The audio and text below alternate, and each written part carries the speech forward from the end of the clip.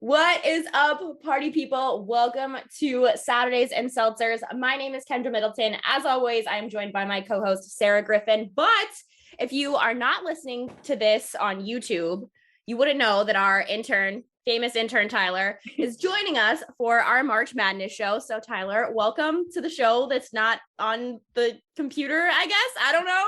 Yeah, thanks for having me. Excited to be here finally. How are you? Doing good. Michigan won, so. Yes, we were texting each other like crazy. Yes. Sarah, how are you? How are your green drinks of death?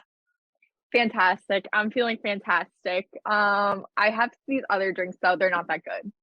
So. Ooh, you already tried them? Yeah, I can wait. Cheater. So I just have a bone to pick with Sarah really quick because we've been fighting on Twitter. She is our podcast resident Irish person, and I'm the only one in green. What the fuck is up with that? My brand of always wearing pink, it comes before anything else. Okay. And when I was in elementary school, my teacher was like, well, you have green eyes, so it counts. I was like, you're so fucking right, Mrs. Ferrer. You're so right. I'm going to take that and run with it for the rest of my life. And that's exactly what I'm doing. Well, you're getting crushed in my poll. If you don't follow us on Twitter, I asked Sarah where her green was because she posted and she was like, my eyes, duh. And I was like, does this count? Yes or no? Sarah's getting waxed in my poll. So you might have to change you might oh no. You might have to change your strategy next year. Oh no, that's a hate crime on St. Patrick's Day, no less. So I hope all those people know they're going to hell. First the gays and now the Irish. Here we are. Sending everyone to hell. Yep, everyone. Okay, well, welcome to Saturdays and Seltzers. We do love the gays. Sarah just thinks that if you lose on Pride Night, you hate them, which might be true. I cannot confirm or deny. But if you are new here, we are going to move into our HLH segment, which is our high of the week, our low of the week, and our hero, which is something unexpected that's good that happened to you. Tyler, I will give you a minute to think, so I'm going to ask Sarah for her HLH first. Okay, my high was last weekend because, as everyone here knows, if you're a hardcore listener, I had Friday and Saturday night off. Big deal for me. Hardcore listener. I would say this was a very big event, and I indeed went on a bender, and it was fantastic and lived up to standards. The low, I did specifically I put men minus Tyler. I just texted Kendra about this 10 minutes ago, and that's kind of what inspired it. And I think anytime I drink, I just kind of turn into a demon, so that might be why.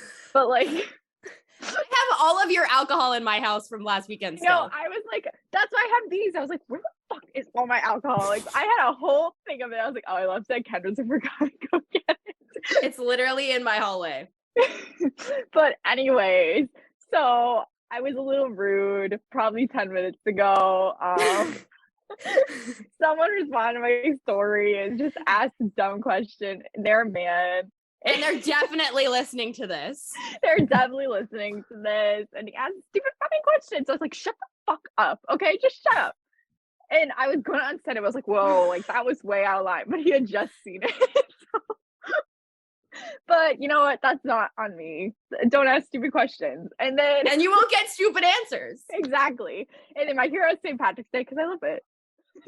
Even though she's not wearing green. Okay, Tyler, are you ready or do you want me to? Yeah, no, I can come up with something. So my high is obviously being here with you guys today. Aww, tender. My low, I'm going to skip that for a second. I'm going to go to my hero. Michigan obviously won. There you go. We are going to the round of 32. There was never a doubt, even if my text might say otherwise. And then my low, I don't have a low. No lows from me. No lows from me. Tyler. No lows from me. Intern Tyler with the optimism. Yes, I I'm very love it. Glass half full. Look at us with the best intern alive. All right. So I can't top that, but I'm gonna try. So my high was my birthday party last weekend. I had so much fun at my birthday party last weekend. It's actually the most fun I've had in a while. And it's I know that it's my friends, so everyone's here to see me or whatever, but I just had the perfect crew of people in my opinion. I couldn't have asked to add someone or take someone away. other than my friend Mairead, who was in California. Like, it was just a good night. I had so much fun. And then my low is hangovers because I drank so much for my birthday last week that I had some, questionable moments in my career.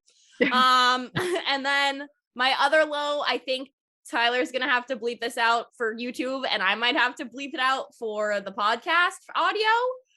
My broke. And my roommate's out of town. Like, it could not be worse timing for the kid. Like, it will not turn on. I charged it overnight, everything gone, done. Damn. Tyler's like, how do I respond to that? Yeah, no comment. But that's my true low. I just don't know if I'm like ready to say it publicly, but I thought you guys would enjoy to hear that because I have been in misery. Amazon Prime does not work fast enough, let me tell you. And then my hero is my neighbors. Two things about my neighbors. They made me dinner last night and sent me home with leftovers because I've been home alone for like almost a week now because my roommate's covering spring training. So that was really cool. They even had like dessert and stuff like that and had me over for wine, which was really cute. But also their card for my birthday made me laugh so hard. They got me this like super funny card and like wrote this really sweet note. And then they were like, by the way, can you follow us back on Instagram? And I was like, I had no idea I wasn't following them back. And I felt so bad, but it was like such a chirp at my party that it was like kind of hilarious.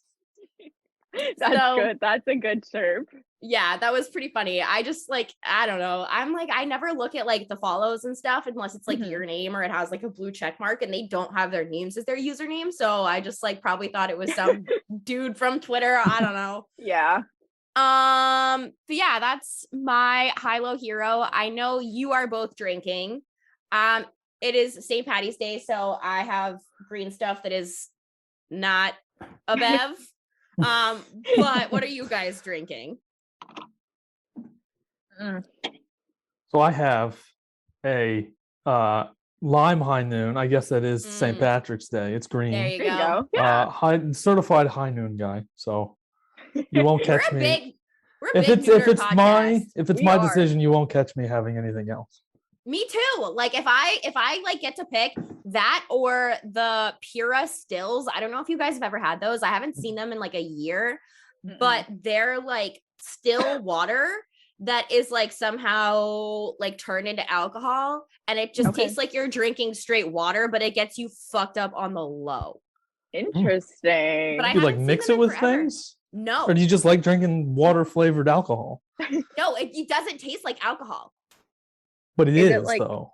It is alcohol, I like but vodka waters. Is it better than vodka waters? No, it's like not vodka. It's like a distilled water with like alcohol in it somehow, but it does not taste like alcohol. It tastes like strawberry flavored water. Like no joke. Ooh. They're so good. Weird. But anyways. Interesting. Okay. I found these in our basement. They're the Cisco Brewers Hard Tea.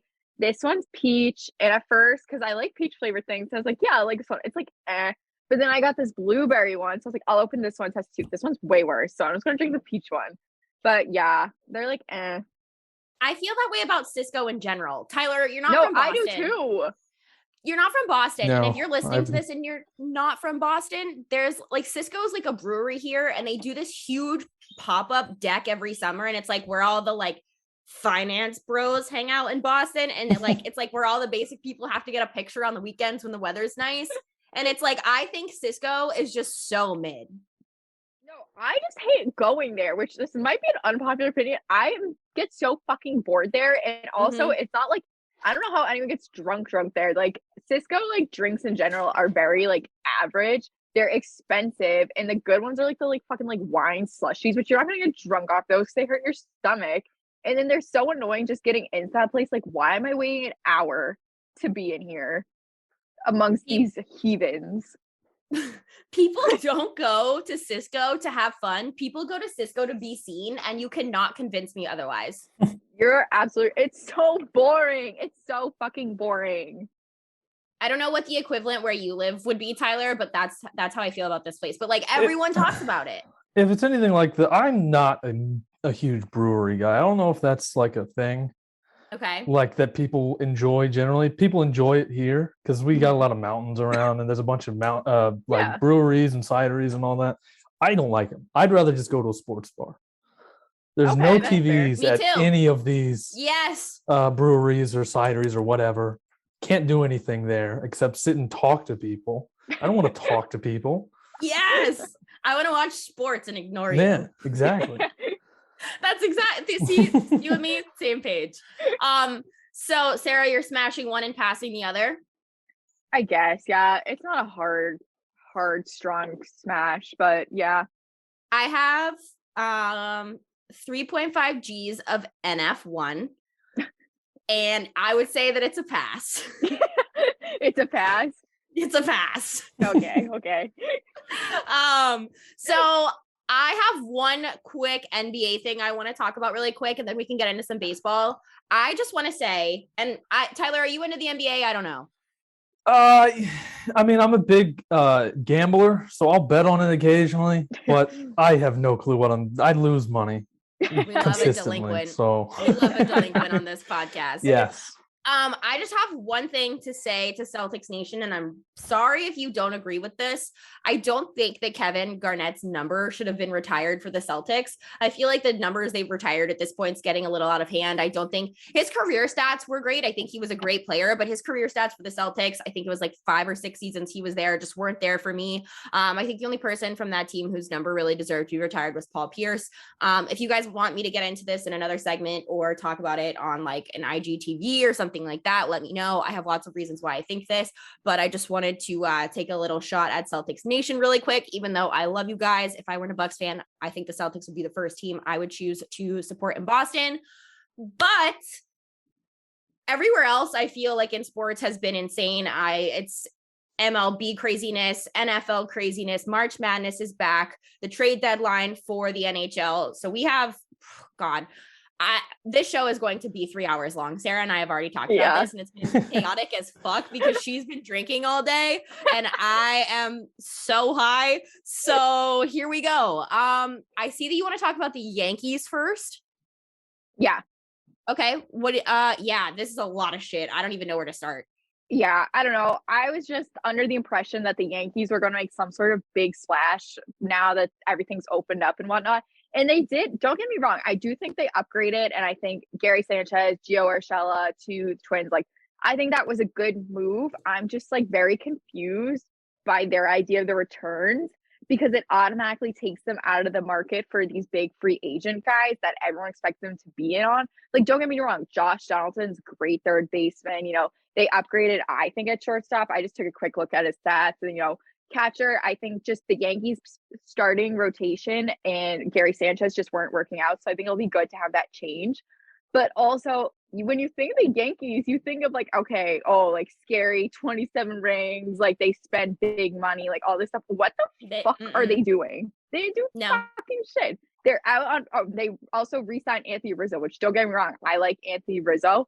I would love to have him as our first baseman, but like you could have gone for Freddie Freeman, they didn't go for Carlos Correa, like all these guys that you expected them to be in on, they weren't even like in the conversation for, and now they just get not randoms, but just not what you expected. And it's like, okay, we just went with the Red Sox for their penny pinching. Like, is that what they're doing now? Which you're the Yankees. Like, why are you doing that? Well, I also was watching Rizzo's press conference today, and it's like he just was saying how much fun he had with the Yankees, and he was like, yeah, I'm like really excited to like chase a World Series or whatever. And I'm like, there's no way that you like, I know you have to say that in a press conference. Trust me, I get that you have to be like a homer for your team, but it's just like, there's no way that he actually believes that with the lack of moves they've made in the roster that they have. Like, clearly something's not working. Well, then I just find it interesting because obviously I see all these Yankees fans talk big shit. They're like, Red Sox are a fourth place team, blah, blah, blah. Which, don't get me wrong, I'm pissed with how the Red Sox, what little they've done so far. And I'll get into that later just because I do have a lot of thoughts on that. But what the fuck have you guys done? Like, you bombed to this team last year. Like, that was an embarrassing showing the wild card they had last year. Like, if I was them, I would just keep my mouth shut. Like, you have no room to talk. Your best starting pitcher, goose egg on the fucking mound, and you were just humiliated in Fenway after you said you wanted to play the wild card game in Fenway. So I would just keep my mouth shut. Then you miss out on all these free agents. At the very least, the Red Sox were in the talks for Freddie Freeman.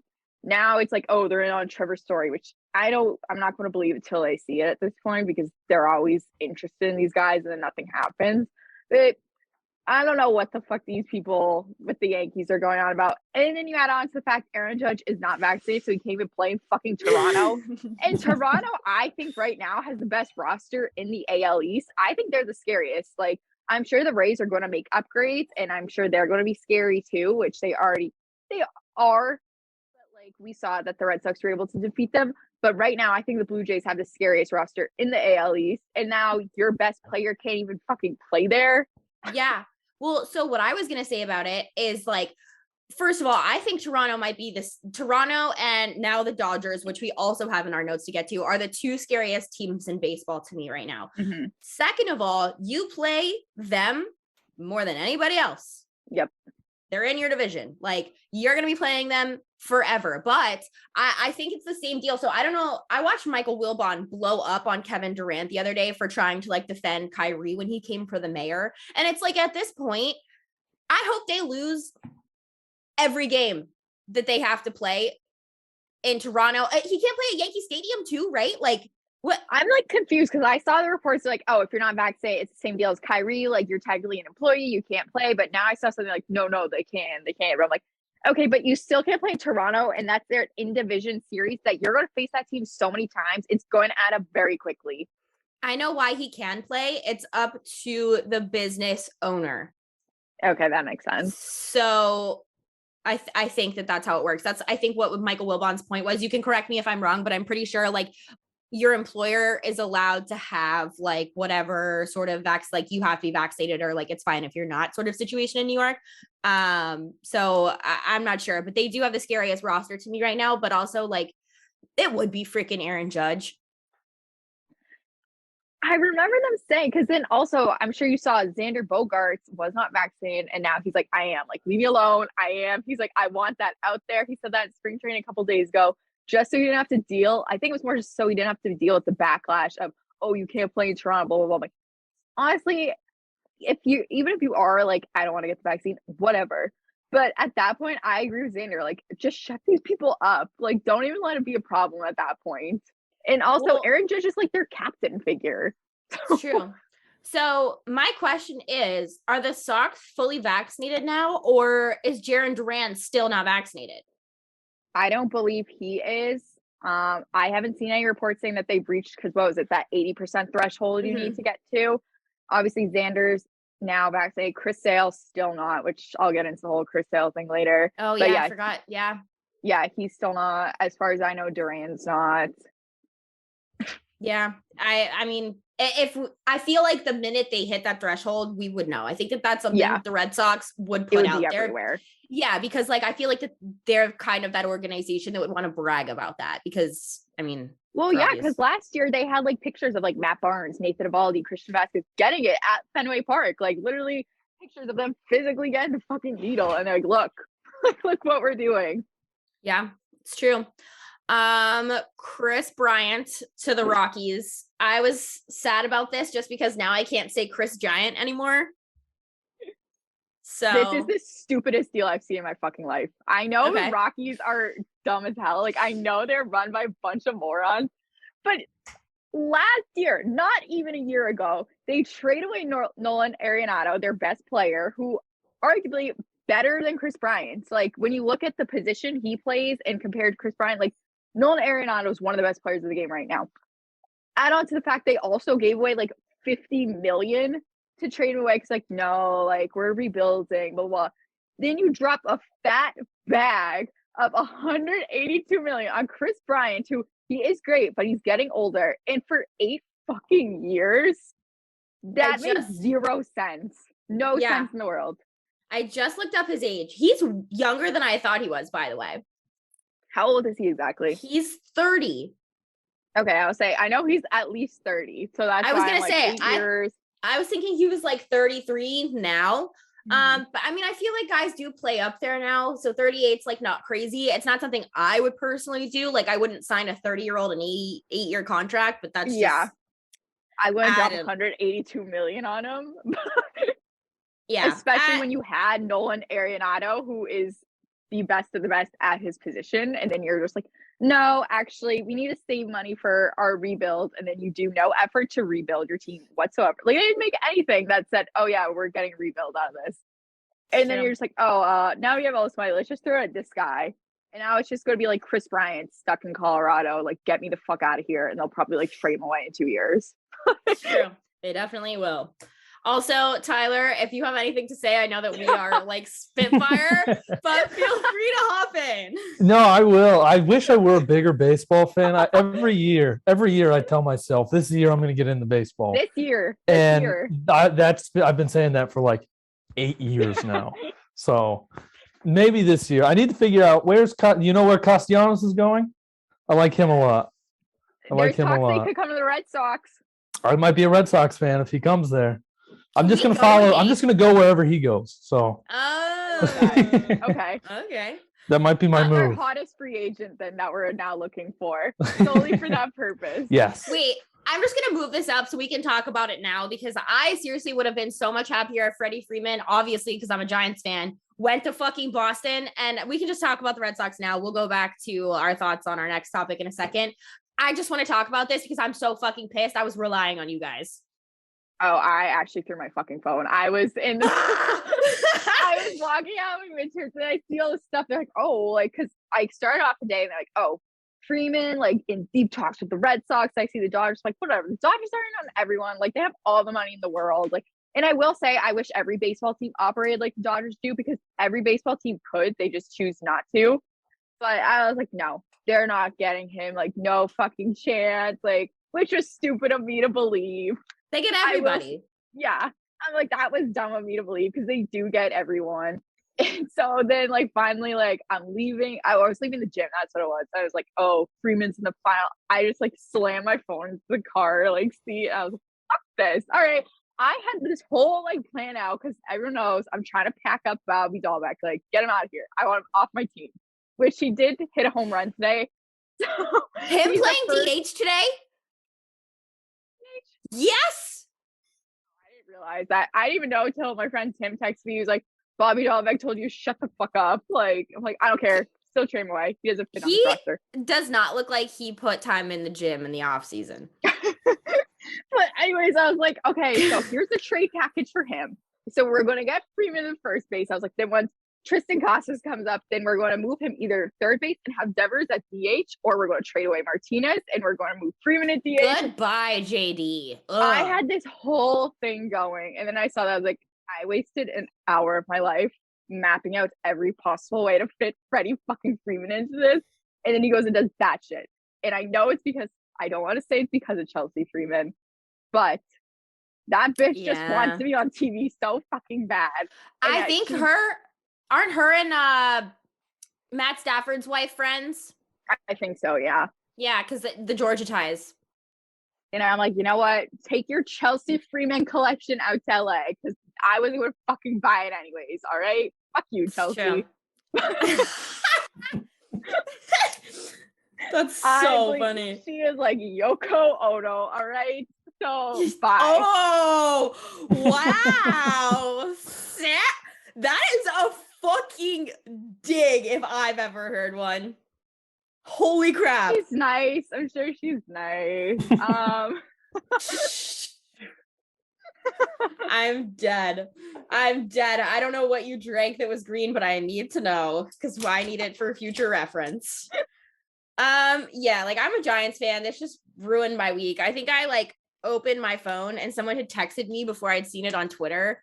And I was just like, I'm pretty sure I was just sitting on my couch and I just said, are you fucking kidding me? Like their lineup's not fair. Like, that looks like when you're playing fucking MLB The Show and you're like 10 years old and you're like, I'm just going to fucking put every good player on one team and we're going to smash everyone into the ground. Like, that's the lineup I would put together. It's a super team. That's what it is. Every team has their own version of a super team at this point. It's or every league, I'm sorry, not every team has their own version. It's fucking annoying. I need to know why you like Zach Greinke going back to Kansas City. I think it's a nice way to, because I'm assuming this is towards the end of his career now. Totally. I just think it's kind of a nice ending to it. And I like him a lot as a pitcher and as a person. So if he was going to stay with the Astros, that was going to kind of suck because I don't like rooting for any Astros player. So I like to see that he came back to the Royals. The Royals, I really have no issue with them. I don't have any hurt stance on them. So yeah, I thought it was just a nice way to end it. Yeah, But I like him as a yeah. person, and he's fun to watch play. I just hated watching him as a Giants fan. Yeah, that's fair. Like, that was shitty. Like, I had the biggest crush on him as a kid, though. Like, he was one of my first, like, sports crushes. No, he's cute. Well, definitely back then, he was cute. He Now was he's a just, like, cutie so back in the bad. day. He was such a cutie. Like, yes. Okay.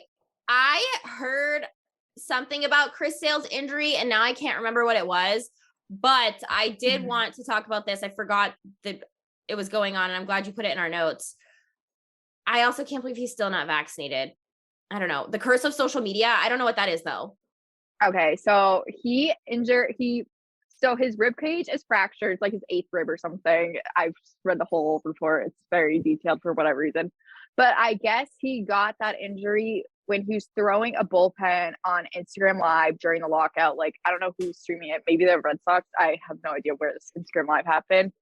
But he fractured his rib cage during that. So there's like video footage of it happening, I guess. And then he went and said yesterday, like, oh, I don't use social media. And then the second I step on it to do this, whatever, I fracture it. It's the curse of social media. Like, no, buddy, you're 130 pounds and like 6'10". You're fucking like glass. It has nothing to do with social media, you fucking weirdo. And everyone knows I love Chris Sale so much. I do. He's really starting to lose me here. He's starting to lose me between last year. I don't blame him for his return. Like, I thought he started off like, okay, like he's just gone through Tommy John, like all this stuff. And then he just kind of let everyone down, which I would never blame him for that. But then on top of that, like, they're not going to get vaccinated. So that adds on to the whole clubhouse culture. He makes a lot of questionable comments. I'm like, oh, that's just like who he is as a person. But then yet again, still not vaccinated, cannot play in Toronto, missing opening day, blames it on social media.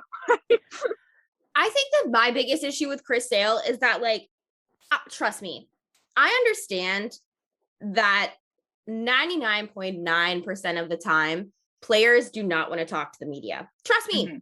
Sometimes I don't want to fucking talk to you either. You think I want to interview you after a brutal loss? No, I don't. But it's my job and it's your job. And sometimes I think that he's rude to the media for no reason.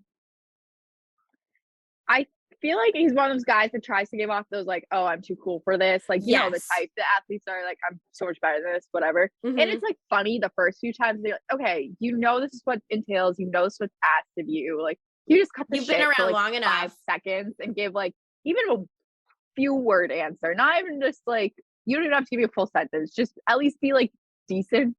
It's true. Yeah. And it's like, it's hard. Like, I know it's hard to be athletes, but it's also hard to be the media. And like, I don't think that they only see their side of it. And I wish that like we could switch roles with some athletes for a day because it's not always that easy. Yeah. I think that we have like some deeper talks in the NFL. Do we have any more baseball stuff or are we full speed ahead? Full speed ahead. Okay. So just a warning that we are about to talk about the Deshaun Watson case. If this is a sensitive subject for you, please feel free to fast forward, skip our NFL segment, whatever you are comfortable with. You can stop listening here if that's something that works for you.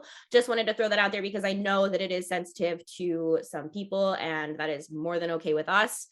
Obviously this week, Deshaun Watson, got off of no criminal charges. There is still a civil suit. He most likely will miss some games this season, but there are still 2 teams in contention to trade for him. And I believe that it is Atlanta and New Orleans. Shout out Dilly Sanders, shout out of the week, thinking about you guys over there. I know that this sucks for you guys and they're just ready for it to be over. I have something I want to say about it to kind of maybe educate some of our male listeners or people who don't think that this is something that's like an accurate statement potentially, but I want to know if you guys have any thoughts before I say what I want to say. Is Carolina out on him too? I thought so. They're out officially. Okay, I didn't see that. I think it's expected to be Atlanta. I don't know if you guys saw. Was it? Yeah. Whose post was it? The one of him like uniting with No, those two somebody. in Atlanta. Hold on. I sent it to Dylan, I think. I can't remember. Oh, Kyle Pitts tweeted and deleted. And he said, it's about to get scary in Atlanta with the zip mouth emoji, and deleted it like basically immediately. So that's why I'm thinking it has to be Atlanta, right? Yeah. Baker It's Mayfield probably also Atlanta. requested a trade. So And they denied him. The To me, but anyways. Atlanta, I feel like it would. I guess New Orleans just cleared a bunch of cap space somehow. I don't know. I don't think the cap is real, but who does? You're Who right. does? You're right. The cap's not real. Yeah, it wouldn't surprise me if he went to Atlanta. I don't know. I feel like it's either going to be Atlanta or New Orleans, obviously, and whoever doesn't get him is going for Jimmy Garoppolo. True, although I don't know if you want to talk about the draft at all, but there's a quarterback I think New Orleans might fall in love with or have fallen in love with. No, Carson Strong, Nevada. Okay, yeah. Yeah. Okay, I don't hate that take. We will revisit this in a second. We'll come back to that. Yeah, if you want to talk about the draft, I'm down. Or we'll do a draft show. How about that? Yeah, that's perfect. We got like a little over a month now. So Tyler, the intern, back for the draft show. That's my cup of tea. The NFL. Me too. Draft. The draft is my favorite thing of the whole college year. football and the NFL draft are my two things. So I do a mock every year. So we'll make mock drafts. We'll do it before and after. Perfect. I just want to kind of bitch about the NFL for a minute. And I think that Sarah might have a comment or something like that based off of what I'm about to say. The NFL pisses me off to no end because as a woman, it's fucking damn near impossible to keep supporting this shit. Okay. Why is it that I can name multiple men in sport? Actually, it's not just the NFL, honestly. It's all of sports that don't hold people accountable, because I can name so many people who have been accused of sexual assault or rape that is a professional athlete, and I can name one that was ever charged. Think Jameis Winston, Peyton Manning, Cristiano Ronaldo, Ben Roethlisberger, Kobe Bryant, Antonio Brown. The list goes literally on and on. Obviously, the NFL has a lot worse problems than other leagues. And I can name one athlete that I can think of who was ever found guilty, and it's Mike Tyson. And for me, it's like, why is it that 97% of women report some sort of sexual assault interaction in their life, but no man knows a rapist or a sexual assaulter? And it's like, it's not just one person, it's 22 people. And honestly, do we expect the state of Texas to get anything like that right based on what's going on in Texas right now? And it's like, they're going to follow the money forever. And now 22 women's lives are ruined. Nobody wants to be the woman who accused Deshaun Watson of rape, because that follows her forever. No woman wants to be remembered that way. No woman wants to be hated by a city, and now probably two cities, for this. And it's like, yeah, boo-hoo, Deshaun Watson, whatever. 97% of women, and there's 22 people. 22 people. I just don't get it. I saw someone made a tweet recently. I forget who it was, but they're like, why is it so hard for like the NFL or MLB to find like players who are accused of sexual assault? Like, blah, blah, blah. I'm like, that is not the issue. These guys are accused. It's the fact that they know they can get away with it. So it doesn't matter. Like, oh, I'm a professional athlete. I can do whatever the fuck I want. And I know I have that safety net that I'm most likely not going to face any repercussions for this. I'm like, it is not anything to do with like, oh, like, why are they only bringing in these bad guys into the league? It's like they get into the league, and then I feel like it's almost like just like a power trip. Like, I know what I'm capable of, and I know I can get away with this shit, and I'm never going to be held accountable. It sucks. And it's hard conversations to have, but it's like something has to change. Like, and it's not just this either. It's the same with the domestic abuse stuff. It's like we watched what happened with Zach Stacy and his girlfriend recently. Like, we talked about Joe Mixon on Twitter recently. Like, it's just a constant cycle. And it's like, we talked about it last week with the suspensions that were handed out for gambling and Calvin Ridley. It's just like, why is this the way that it is? Why is this the way that it has to be? Because it cannot continue to be this way. That's all I have to say. I don't know if you guys have anything else to say about it. Fuck Deshaun Watson. So that's what I'll say. Mic drop. Well, we also have more bad news because Tom Brady's back. Tom Brady is back. 41 He's days. Back.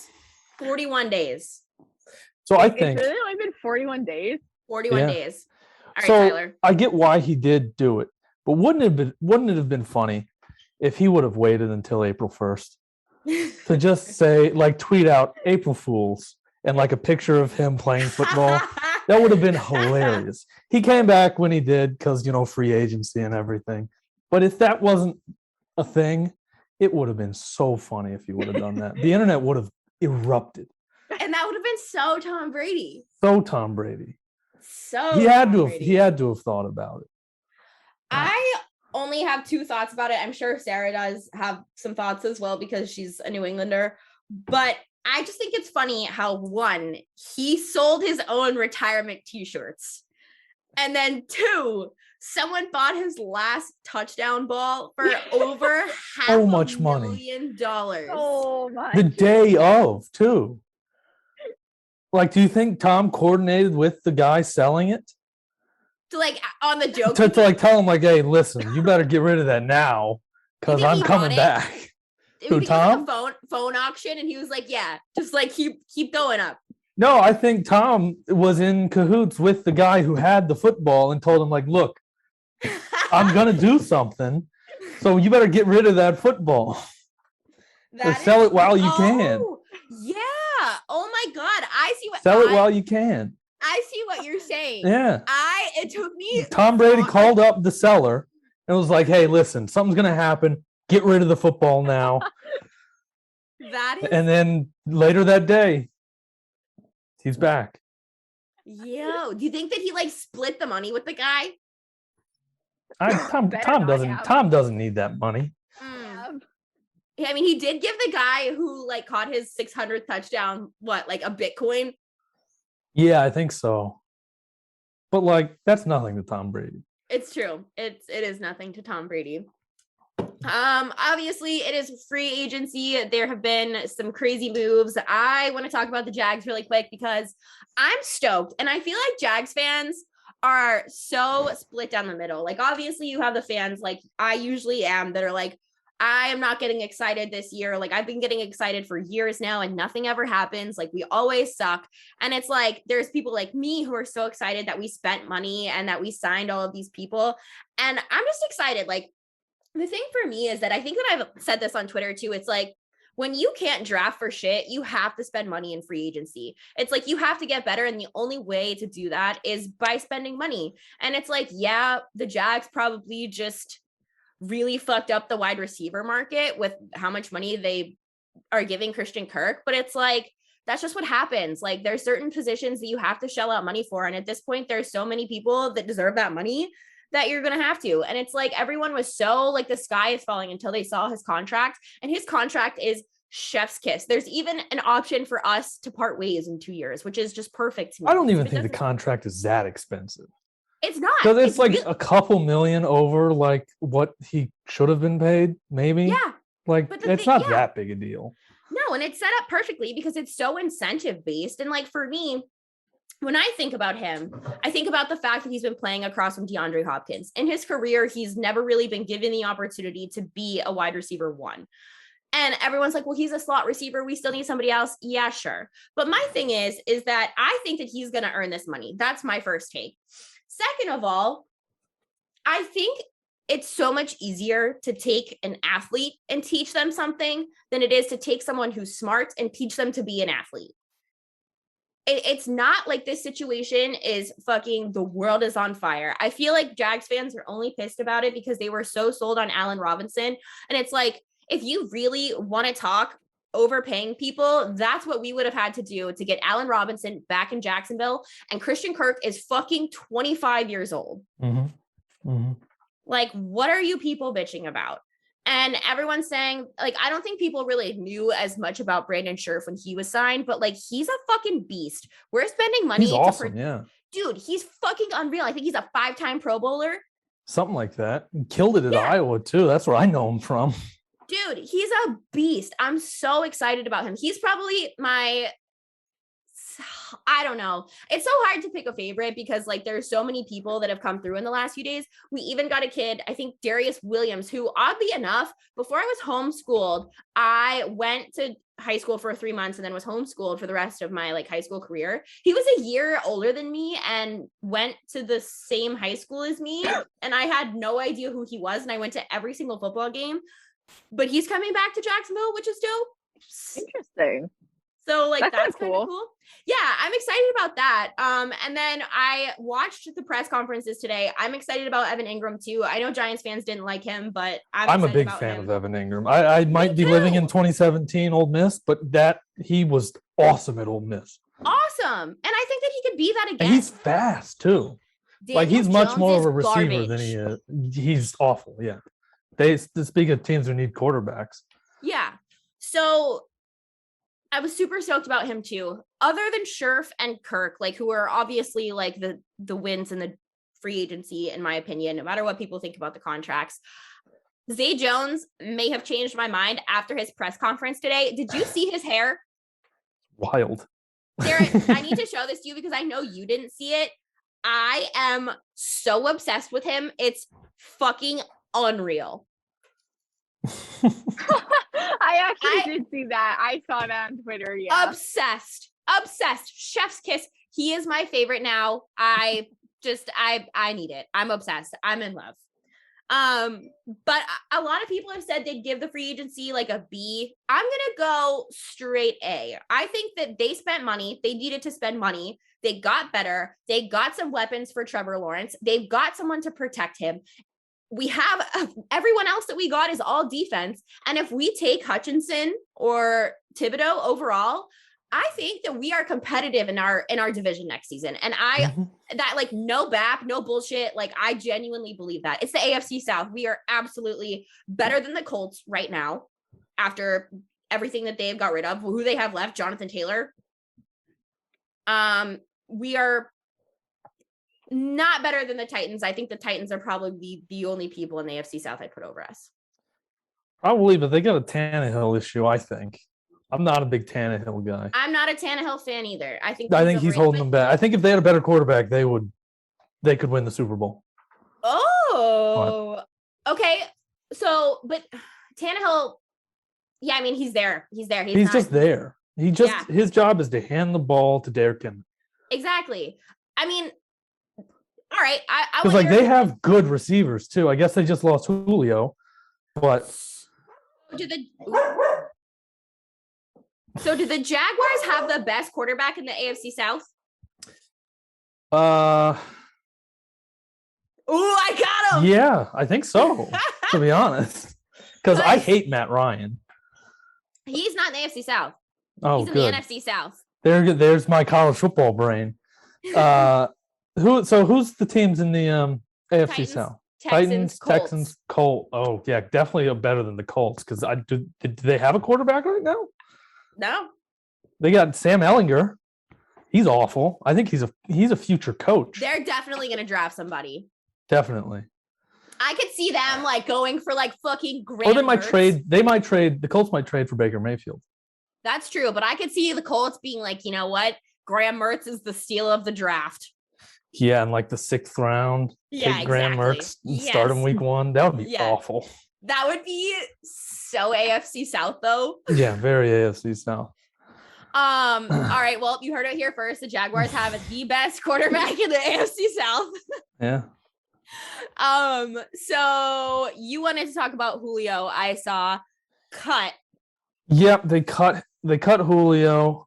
I don't really know why. Like I said, I'm much more of a college football guy, so I don't really keep up as much with the NFL as I do college football. But I think a great fit for him would be in New England. I don't know why. I was just going to say that. I don't really know why I think that, but he just feels like a New England signing is imminent. I can tell you why. It's because Bill Belichick has become famous for signing guys who are just on like the verge of being in and out of their prime, who are looking for a bigger deal. And what he does is he signs them to a 1 or 2 year like vet minimum deal, like, hey, come to New England, come win a Super Bowl, and they'll usually cut him a deal. And I think that Julio kind of needs that militarized system, because I don't know what's going on with him, but I absolutely think you hit the nail on the head there. And that's why, is because that's typical Bill Belichick form. Yeah, and I think Mac Jones would actually throw the ball to him, unlike Tannehill and Matt Ryan. Well, because he doesn't have another option other than Hunter Henry. True, but I just don't know. I'm just remembering Atlanta. When they got in the red zone, they have this giant receiver. They would never throw it to him. Not once. They had one of the worst red zone offenses in the league, and they had no business having that. I'm such a Julio Jones fan. It's unreal. He's very good at his job. I was kind of hoping that he would, not that I wanted to see him work out for the Titans, because I obviously hate the Titans because I'm a Jags fan, but I love Derrick Henry. And I was hoping that like they could make something like work and be friends, because I think that would have been great. Yeah. I don't know. I feel like that system would thrive more with like just a super fast guy instead of a super physical guy. Okay. All right. But I don't hate that. The other team I think is going to be in the market for Julio, Green Bay. Green Bay. I think Green Bay also screams Julio, because I think they're going to try to make Aaron Rodgers happy, give him more people to throw to since he's going to be back. And that could also be dangerous. So you're kind of thinking that he needs to go somewhere with like an older with squad. A good quarterback is what I think. Quarterback. Okay. A good quarterback is what I think he needs. Okay. All right. So Matt Ryan's not a good quarterback? God, no. I'm the biggest Matt Ryan hater you'll find on this side of the Mississippi. BC's own Matt Ryan? I cannot stand at Boston College. He was good. But since I've seen him in the NFL, I'm just not buying him. Okay. I haven't bought him. I think, and Deshaun Watson's probably going to take his job, sadly. I love Matt Ryan, so that felt like a dagger. Yeah, sorry. I see you wanted to talk about Von Miller's deal. Von Miller got paid. He got paid big time. And I don't really have too much to say about it other than that it's just an insane deal. Like he's going to be like 38, 39 by the time that deal is done. Yeah, it's true. But I mean, I don't know. Who else are they even paying long term right now? Have they paid? Josh yet? They're gonna have to soon. Yeah. I don't know. But yeah, they probably don't have anybody else. But there's got to be a way out of that contract. Yeah, is really just why I added it. Just because I didn't know if you had any ideas about it, but that's just an insane deal to me.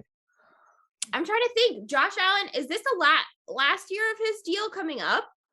Let's see, when was he drafted? He was drafted. Was he 2016 year? 2017? Yeah, 2016 or 2017. 2018. Oh my God, I'm getting old. Oh. Yeah. So yeah, this season would be the last of his contract, correct? Yeah, I think so. They might have a last year option or something, which they'll take. I don't know. I'm not a contracts guy, but yeah, they're gonna have to pay him soon. Well, that's how that would work out. But yeah. So they're gonna have to pay him at the end of this season. Yeah. But I mean, you could pay two guys. I think that's kind of, I don't know. I'd have to look into who they're paying. Yeah. It just is a massive number. And big numbers usually scare me. I'm not a math guy. Okay.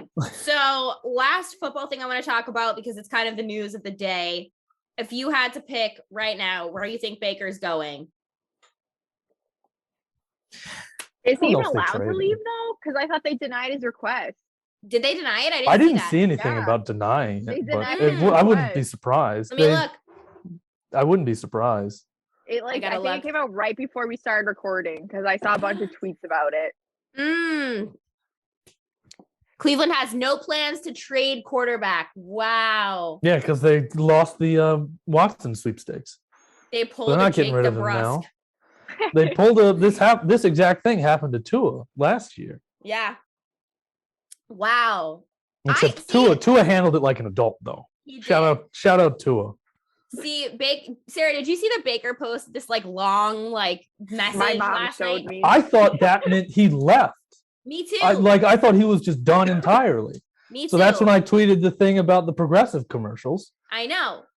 I kind of feel bad for Baker because like I think the people are really hard on him. Like think about where the Browns were before they had him. Yeah. And he's taken that team a long way, and he's been a man, and he was really injured last season, and he played his ass off, put his body on the line.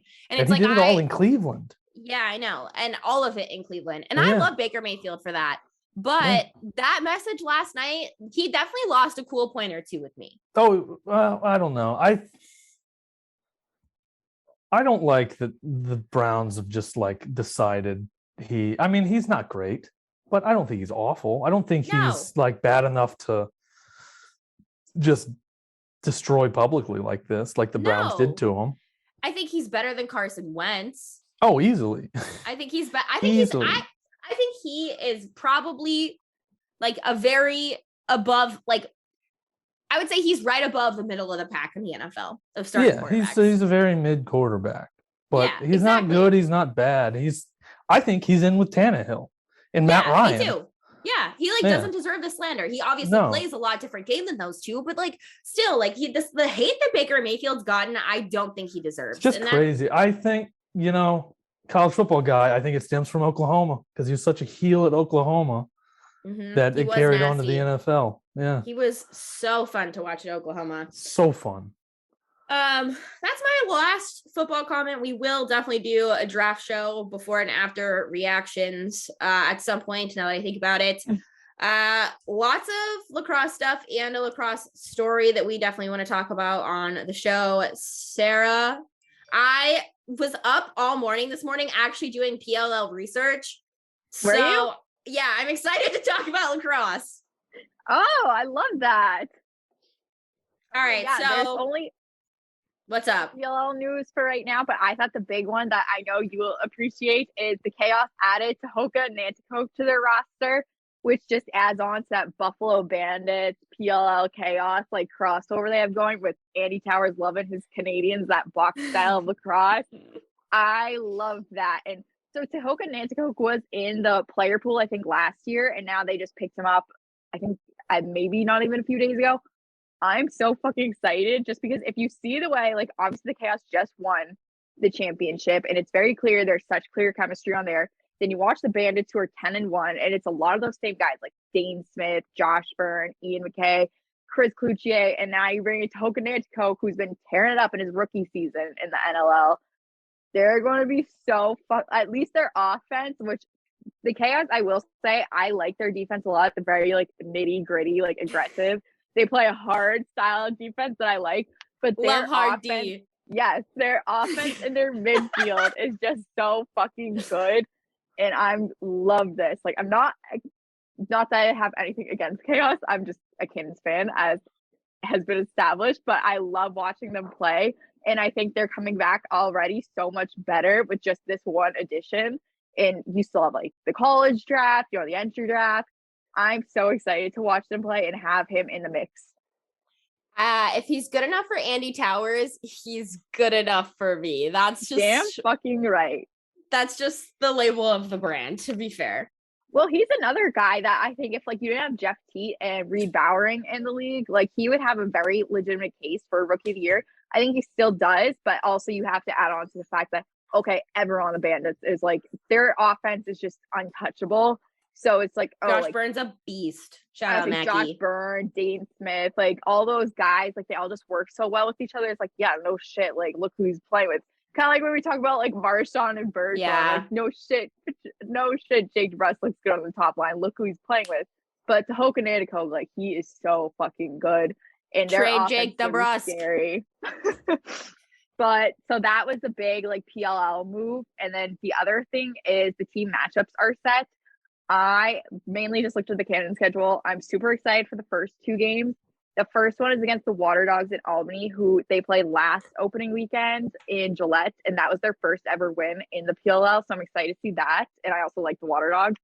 But then also second week, they're playing the Atlas, which is a win-win for me because one, Jeff Teat. So even if they lose, at least Jeff Teat wins. But then also that's who they lost to in the quarterfinals last year. So it's definitely going to be like coming to camp with a chip on their shoulder, like kind of a rematch type deal. So I'm excited about that as well. Can we have a PLL tea party for a second? Yes. Can we talk about how also Borks, I think the Amazon man, is here at the same time he is every day, God forbid. Can we talk about how Barstool wasn't supposed to announce the schedule and they just said fuck it and did it anyway? I'm just like, I was very confused because so the PL retweeted, so I'm like, is this like actually like they weren't supposed to do this? Or I'm like, because I don't think Barstool made that video. I'm assuming the social person for the Water Dogs made that video and sent it to them. There's like, fuck it, let's just post it. And then an hour later, the rest of the schedules trickled in because I do have the notifications on for the PL and I have them on for the Cannons too. And yeah, the rest of them came out at exactly 1. I'm like, damn, they really just said screw it. Classic Barstool. Yeah, we're just gonna fucking go for it. I was like, all right, well, I see my Cannons Water Dogs matchup, so I guess this is good to know. Yeah, they just like were like, yeah, fuck it, we don't care. And I was just like, sounds about Barstool. So I wanted to throw that in there. I also see you have some trade deadline stuff about the NLL. Yes, so the trade deadline was Tuesday at 3, I want to say it was. There wasn't any like huge like there were big trades, but not as many as I was expecting. I'll get into that more, but I'm mainly just focusing on the Riptide here because we are Riptide fans on this podcast, and they did make some big moves. The first one they made was they traded for Brent Noseworthy, who is a defenseman. They traded away their 2020 like 4th rounder, and they got a 2020 4th rounder, and then the Bandits get the Riptide 2024 first round pick, which I thought was kind of lopsided at first because all right, you're trading away your first round pick just for this like defenseman, but then when you look at it, like we know how good the Riptide is, like offensively. Their defense, like, love them to death. We love the Riptide here. Their defense is the worst in the league statistically, and if you look at that, it's like, okay, they need some sort of help on that back end, and I think that kind of gives them like instant help just because he is a big body aggressive. Wait, what's going on? If you couldn't tell that the Riptide's defense sucked based off of their record, yeah, I don't know what you're watching. Like, love you guys, your social media team. I know you're listening to this. I fucking love you. I obviously can handle having a team that's not great, but like, hello. Well, it's just insane because it's so like lopsided to me when you look at it because they have one of the best offenses in the league. You know, they're like dropping at least 13 every single game on no matter who they're up against. Like they beat Toronto, who I think has the best defense as I've gotten into before.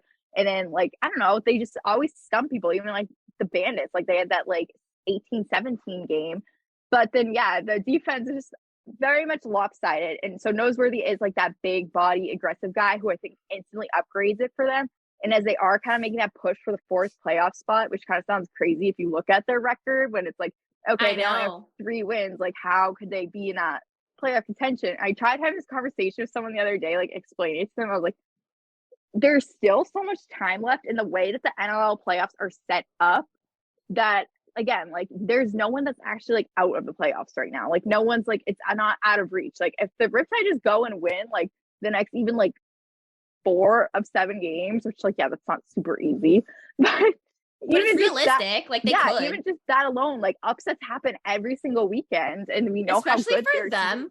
Yeah, like the games they've won or almost won have been against some of the best teams in the league.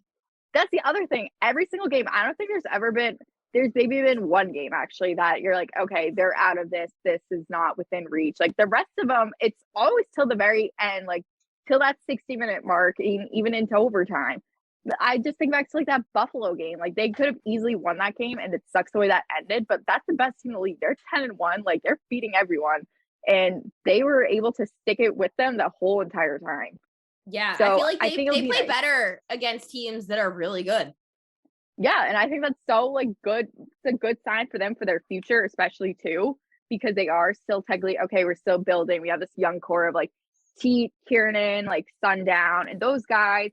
But then also you have like Count Crawford, who kind of brings that veteran presence there, which kind of leads me to my next trade that they made. They sent the 2020 Rookie of the Year, Tyson Gibson, to Colorado for forward Tyler Digby, and then also Ron John, who is a transition player. I think that's the coolest fucking name. It is cool. I'm like, I love that. Automatically one of my new favorite players on the Just like Tyler Jackson, because he's really Andrew Jackson. Isn't Ron John like a brand of Yeah, like like, it's a beachwear surf or shop. something? Surf Surf shop, shop. yeah. Andrew So- Jackson. Yep, Mr. President. Yeah, we have the president on here. Mhm. But so Gibson was super, super good. Obviously, he won fucking Rookie of the Year in 2020. But now I feel like once you have like T and Sundown and all these guys in here, that he almost got kind of overshadowed because there's so much like young power in there that it's easy to get mixed up in. So I feel like it's good fit for him to go to Colorado, where I think he fits in really well with that offense, and it'll give him a better chance to like show off. Whereas also now you have another veteran back in the Riptide offense to kind of balance things out. And then add on to the fact they are like, we talk about how good they are offensively. You add on Ron John here in transition, who they could always upgrade in transition, you know, also on the back end to help out. So I think it worked out for them. I like that trade. Okay. All right. I don't hate that reasoning. And I kind of want like a jersey that just says Ron John on it. Right? Like Like a that's kind of Ron John homemade. branded surf shop jersey. Yes. Do a crossover. Exactly. Yes, that's exactly what I want. Like Yeah. not the player. I want like Ron John Surf Shop. Yeah, like make a Like- Ron John lacrosse jersey. I want it to look like Daytona Beach threw up on it. Yeah. exactly. Like in the Riptide. 80s though. Like Miami Nice Vice Ron style. John crossover. Yeah, we need like a crossover. Wait. Is it Box Lacrosse that does all the cool jerseys and stuff? So I always see like I pictures of think people. you might be right. I don't Yeah, know. because- I'm not a big lacrosse guy, but See, I I always have see seen cool pictures. jerseys in Yeah, lacrosse. they have the special jerseys that they Yeah, wear like at theme games. night Yeah, and yeah, whatnot. yes. Yeah. Like they don't Okay. just wear them in warm-ups. Yeah, they actually wear Yeah. them. Yes. Yeah, because like the ECHL does that too. Yes. Yeah. Yes, Yeah. yes, and I think that's sick. Like I want Ron John themed night at Mhm. a Yes. game. Yeah, But I they do. love the ECHL's jerseys. Me too. They're So so, fucking They're sick. so I have nice. some over here. I also have a Wings jersey, so I see we want to talk about the Wings. What are they doing? I don't know what they're fucking doing. I don't know. They made a couple trades. I was a little confused about both of them. I looked into them a little more. I was like, okay, I guess this makes sense. So they sent Brett Hickey to San Diego, which he's one of their like top contributors. And I'm like, okay, he's an unrestricted free agent. Right now, the Wings are on like what a fucking 5-game losing streak. So maybe there's like, all right, cut our losses right now. Like, obviously, we're probably not going to re-sign him, whatever. Let's get someone young in here. So they get the second round pick in 2024. And now they just instantly help San Diego, who's already at the top of the West, which is not good news for anyone in that division.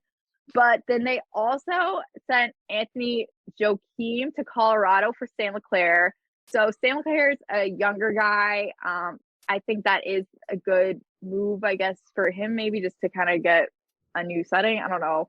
But like, I just don't get it because Higgins been having a solid season for the Wings. And I guess they also have hope that like LeClaire can kind of replace that production that he was bringing as the younger guy. But they're already starting to kind of slip out of that playoff conversation. Again, like anything can happen. They could go on some crazy streak and then be right back into it. And I think big picture wise, it makes sense to go with the younger guy for the long term rather than losing Hickey in free agency this offseason. But it was just all like kind of weird to me. There's just all moves that I don't really personally understand. But also, I think I've said it before, like, I don't understand the Wings in general. I can't figure out that fucking team for the life of me. The fact that Blaze Reardon's not a goalie. Well, like they have so many like offensive powerhouses like individually, but then it seems like they just have such an issue like meshing together as one. And if not all of them are on, like it's either like all of them are on at once, they have this offensive explosion, or you just get like last weekend they lost 17-5 to the Bandits. And I mean, the Bandits are filthy on offense, though. but they made 55 shots on goal. 5. And yes, Matt Mintz is such a good goalie. Like such a good goalie. I'm not discrediting that at all. I put him on team of the week. He's so good. 55 shots on goal with your offense and the best you could get out of that. I think I could do that. I could do that. I could do that. I've never held a lacrosse stick in my life. Ever. Not one time. Like, that's fucking nuts. So I don't know what they're doing. Wait, Sarah, I think that we need to film a video of me taking shots on a lacrosse net. I will miss every single one, but I am here for the content, baby. I'm here for that. I'm always here for that. Can we go get kicked out of that park by your house again? You got kicked out of a park? How do you get kicked out of a park? Sarah got kicked out of a park last weekend. It was at my high school. I was just shooting. I was with my lacrosse stick, just like shooting up against the wall. And it was a Sunday. And so, because I was like, hey, you gotta get out of here. You can't. Like, what the fuck? First of all, what are you doing in the school on a Sunday? Like, go I'm an alumni. Life. Go get a fucking life, one. There can't be both of us here lifeless losers on a Sunday hanging out. But yeah, I was like, okay, like the fuck? I'm not even doing anything bad. It's just me here alone playing fucking wall ball.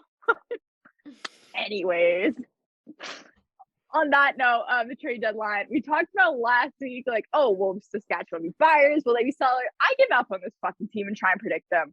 They didn't do shit. Did they win or lose? So they're done. They were winning like 9-4 against San Diego, who I was like, okay. All of a sudden, like fourth quarter, that just slips away. I'm out and I'm getting the notification on my phone. It's like, oh, it's 9-6. Oh, it's 9-7, 98, 99. Oh, tied. We're going to overtime. 10 seconds. Like, the Seals win it. I'm like, what the fuck are you guys doing? And then they don't do shit at the trade deadline, which, whatever. But I'm like, okay, we seriously talked about for a solid like 5 minutes. Oh, I don't know if they'll be buyers or something. Nothing. They're nothing. I give up. They should also give up. But I would just like to say that I see your next note. And I want to say that ever since we decided to own Panther City in the metaverse, they have played well. Yes, Panther City on a 3-game fucking win streak. We said we wanted chaos, and we have gotten We got it. But fucking chaos. They have shook up the Western Division, and I don't even think it's like, oh, like they've just had a couple lucky games. Like, they're beating good teams. Their offense dropped 20. They scored 20 fucking goals in their last game, and they're the first team to do that. Jesus. Like, go the fuck 20 off. goals? Panther City. Is that's a lot for lacrosse, right? Oh, I know yeah, it's a that's high a scoring lot. sport, but God, that's insane. How many did the other team score? 14? God, I would have loved to bet the over on that game. Jesus. Tyler. Like, they're up against a good goalie too, and like Panther City is such a young like offensive core with like Patrick Dodds, Phil Caputo, Will Malcolm, all those guys, and I feel like they were just kind of finding their footing to start off the season, and now like, okay, we figured out who we are as a team, like we know our identity, we know what works, and now they're just like fucking unstoppable. And I'm like, Okay. I love to see them in the playoffs. I think that'd be so fucking sick. And now they have shook the Western Division so much, and all these guys like Calgary, Saskatchewan, they're trying to like catch up with Panther City. I think Calgary's up on them by like a point, but it works out because tonight at 6, Saskatchewan and Calgary are playing each other. It's like a Thursday night match that they're making up some game. So I'm like, okay, I want Saskatchewan to win this one because they're already in last, so like doesn't matter. But then Panther City is playing Calgary this weekend, so I'm like, okay, so they have to beat Calgary, and then we just keep trucking on, and Panther City's going to shoot their way up, catch up to that third place, take out Vancouver. It's all going to work out. Just saying, there has never been a better time to invest in Panther City in the metaverse. So you can find our Venmos on Twitter. Invest in the metaverse, bitches. You won't Hell regret it. You have. Oh, Tyler, go. I did. I was just going to add real quick. I did look up because I was just wondering last week after I edited the show where on earth Panther City is. Because I had no clue. Yeah, I found out it was in Fort Worth, and then I came across their team store. Almost bought a shirt just for fun, but I didn't end up doing it. But Panther City maybe fan. Maybe after I get paid this week, we'll invest in some Panther City merch. Ooh. Okay. Maybe I'm gonna tweet you and them and be like confirmed fan with like the handshake. Yes. And we'll see if we can like do a deal. Yeah, I mean, anywhere that's named as cool as Panther City, I'm gonna be your fan. So Yeah, they I need to get my check niece a that sweatshirt. box. Yeah, I need to get my niece something. Also, Tyler and I are in a Survivor fantasy league together, and it is also getting intense. So Yeah, we might be doing Survivor. Last night was wild. Yeah, dude. I kind of think that you're right about Marianne a little. Also, she drives me insane. Okay, who's your favorite then? My favorite's Daniel because I went in because he just looks like Woody Harrelson.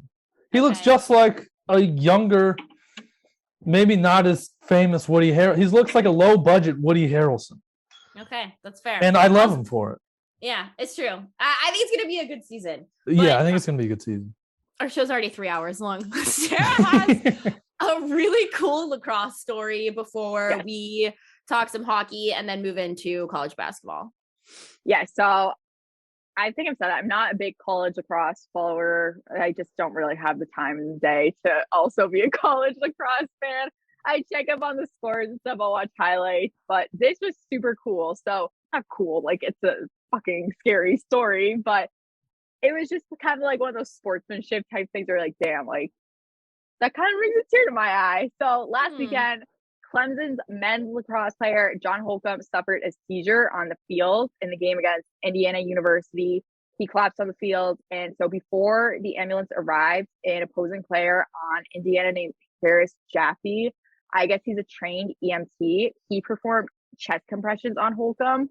And it kind of just like kept him like with it, and also like made sure he wasn't choking on his milk guard or anything. There's also an athletic trainer at the game, and she helped out as well. But then Holcomb a couple days ago went up on social media saying that he is going to get surgery, but he called Jaffe like a godsend, and that they have connected with each other since.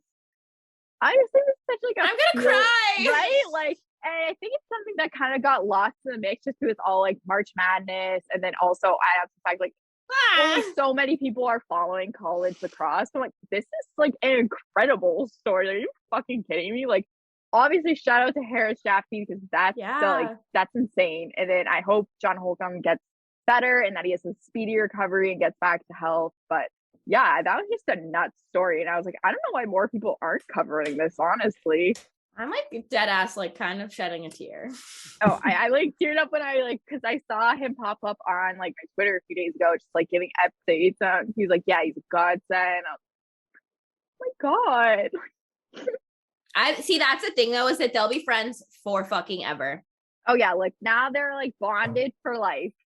Yeah. Like, and athletes are like that too. They'll hold on to that. Dude, I guarantee when homie's recovering from surgery, I almost said Sergio. Think about Sergio Perkovic, baby. But I guarantee they're gonna be like on Xbox together, like on Fortnite. Yes, 100%. It's just like that. Absolutely. So that's a dope story. I love feel good stuff like that. NHL trade deadline is today's the 17th, 5 days away, correct? Yeah. I only have one comment outside of this stuff that I think is mostly trade deadline.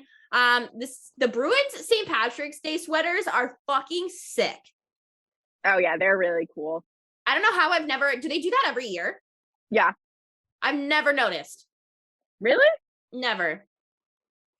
Yeah, Lauren's been trying to get her hands on a DeBrusque one actually for a while, because there's this girl that is at every single game and always wears it.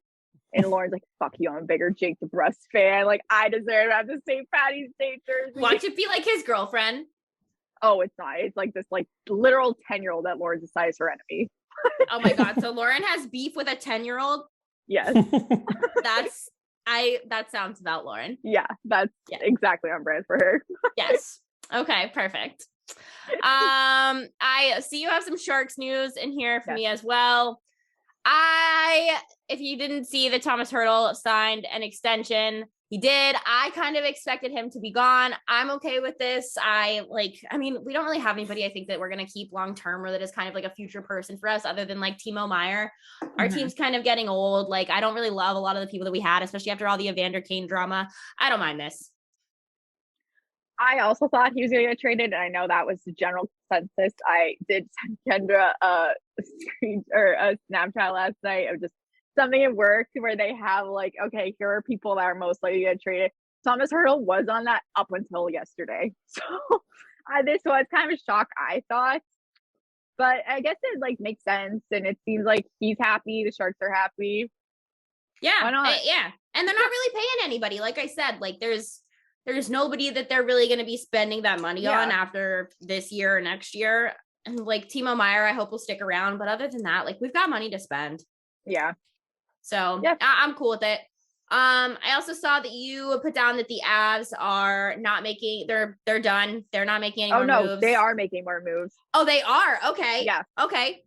All right. See, not done. I didn't read that. I was going to say, perfect. Who do you think that they're going after? I feel like they have to snag somebody just because I think that they are going to win the Stanley Cup, but I've been saying that since the beginning of the season. Well, see, that's the thing. I've said I've picked them as my Stanley Cup winner the last 2 seasons, and I'm like, fuck it. I give up with this fucking team. They always fall flat, like right when you need them the most. They get in this hot streak and get everyone's hopes up. And I love the Avs because like, I know I got all that shit when I was like, oh, Cale Makar, like he beat the Bruins in overtime. They're like, shut the fuck up, you stupid bitch. Like, whatever. I fucking love Cale Makar. I love the Avs. They traded away Tyson Jost. I know that upset a lot of hockey Twitter girlies. They were very upset about that. But I'm like, now you guys can be Wild fans. But anyways, I love the Avs and I want them to win so bad because again, I think we're universally agreed the Bruins are not going to win this year. That's been accepted. They look good. And they could have made trade moves. But Elliot Friedman like went out and said he's like, yeah, the expectancy is that Jake DeBrusk is going to stay because the Bruins are going for the Stanley Cup, which we can get into that like more in detail later. But I was like, that just like doesn't add up. Anyways, yeah. So then he also said the Avs, they traded away Tyson Jost, they got that return, and then on top of that, he's like, they're not done. They're going to stay active. They've already done so much, and they have till Monday to even add on more, and they feel like they've made the upgrades already that they needed to, and they're just going to continue to do so. They already have such a strong team, offense and defense. So I'm very excited for that. You never know how these things pan out, but I think it's going towards the right direction for them. It's just that matter of come playoffs, that's always where they end up falling flat. And you cannot predict what's going to happen in playoffs. It doesn't matter who you have on your team. You see it every single year. You can have like all these top guys, and don't get me wrong, like I know the Lightning have like a pretty star-studded team as well, but like still, like look at the Golden Knights last year, like a couple years before, they don't get it done. Well, that's the thing for me is it's like I feel like it's similar to a lot of these situations, like Mac Jones in New England and Trevor Lawrence in Jacksonville. It's like Cale Makar is so young and so cheap. And he's not going to be cheap forever. And he clearly has chemistry with this team and he's fucking phenomenal. You've gotta chase it at this point with a cheap deal like that. Yeah. I agree. Like that's your bread and butter right there. Yeah, no, the team's not always going to look like what it does now. And because you just financially, it can't always look like that. And that's completely normal. But like you said, like chase it now. I think it's great they're adding all this and making all these moves now. It's just a matter of if it's going to pan out and follow them through the playoffs. Yeah, I agree with you. Then, so yesterday, Panthers, who are my Stanley Cup pick, traded Frank Petrano to the Rangers. Like, I know it was kind of free cap space because now they have Ben Sherratt. And I know they're not done also, but I'm like, I don't know. That's kind of a lackluster move to me. I'm not so high on Sherratt, so maybe that's why. Frank Petrano, whatever. He's on the Bruins for a brief time. He's going to replace Greg McKegg and the Rangers. Like, sure. I was expecting more. Everyone keeps saying, like, oh, they're going to add on more. It's going to be Claude Giroux, who's playing his 1,000th game tonight. And he did say, like, I don't want to be traded before that happens. I want to have my 1,000th game with the Flyers, which completely understand. Like, that's very, very respectable. But I know also Claude Giroux said he would prefer to be traded to Florida, and he does have that seniority that he can make these decisions and have that say in it. But I don't know.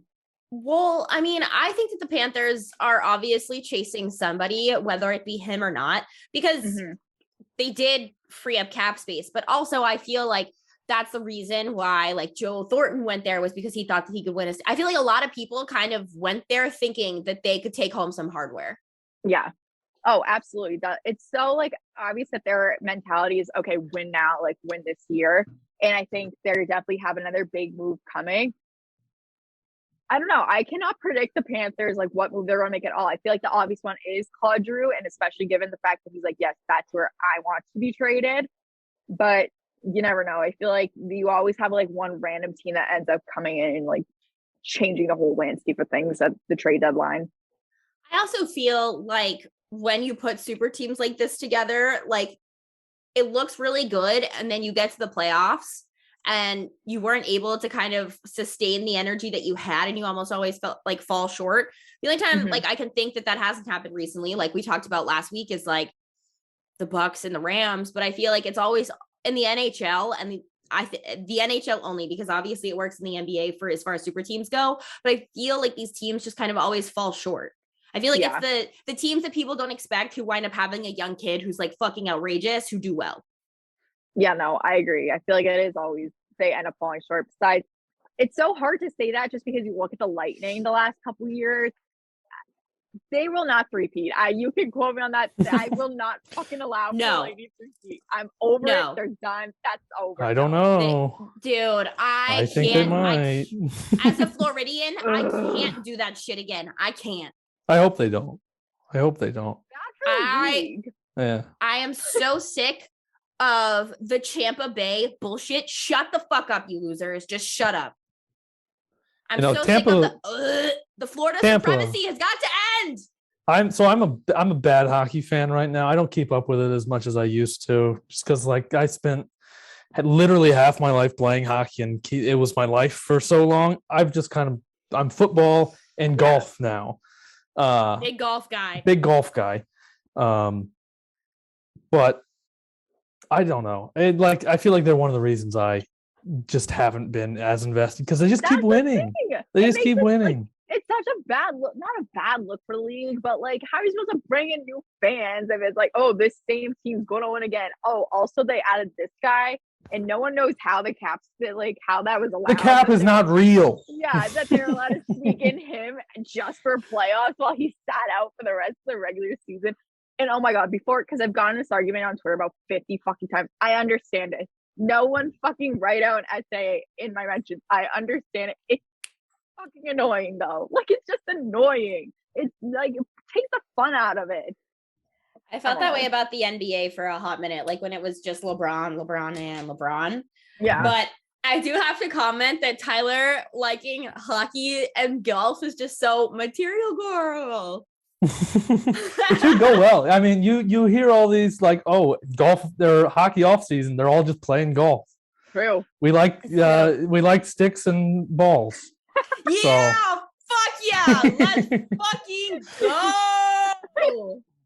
This is a body positive podcast. Let's fucking ride. And I've always wanted to get into lacrosse too, because that's under the same umbrella. Yeah, it is under the same umbrella. You picked the right. I've never been able to get into lacrosse. This year. Well, this is the year. This summer, baby, you got time.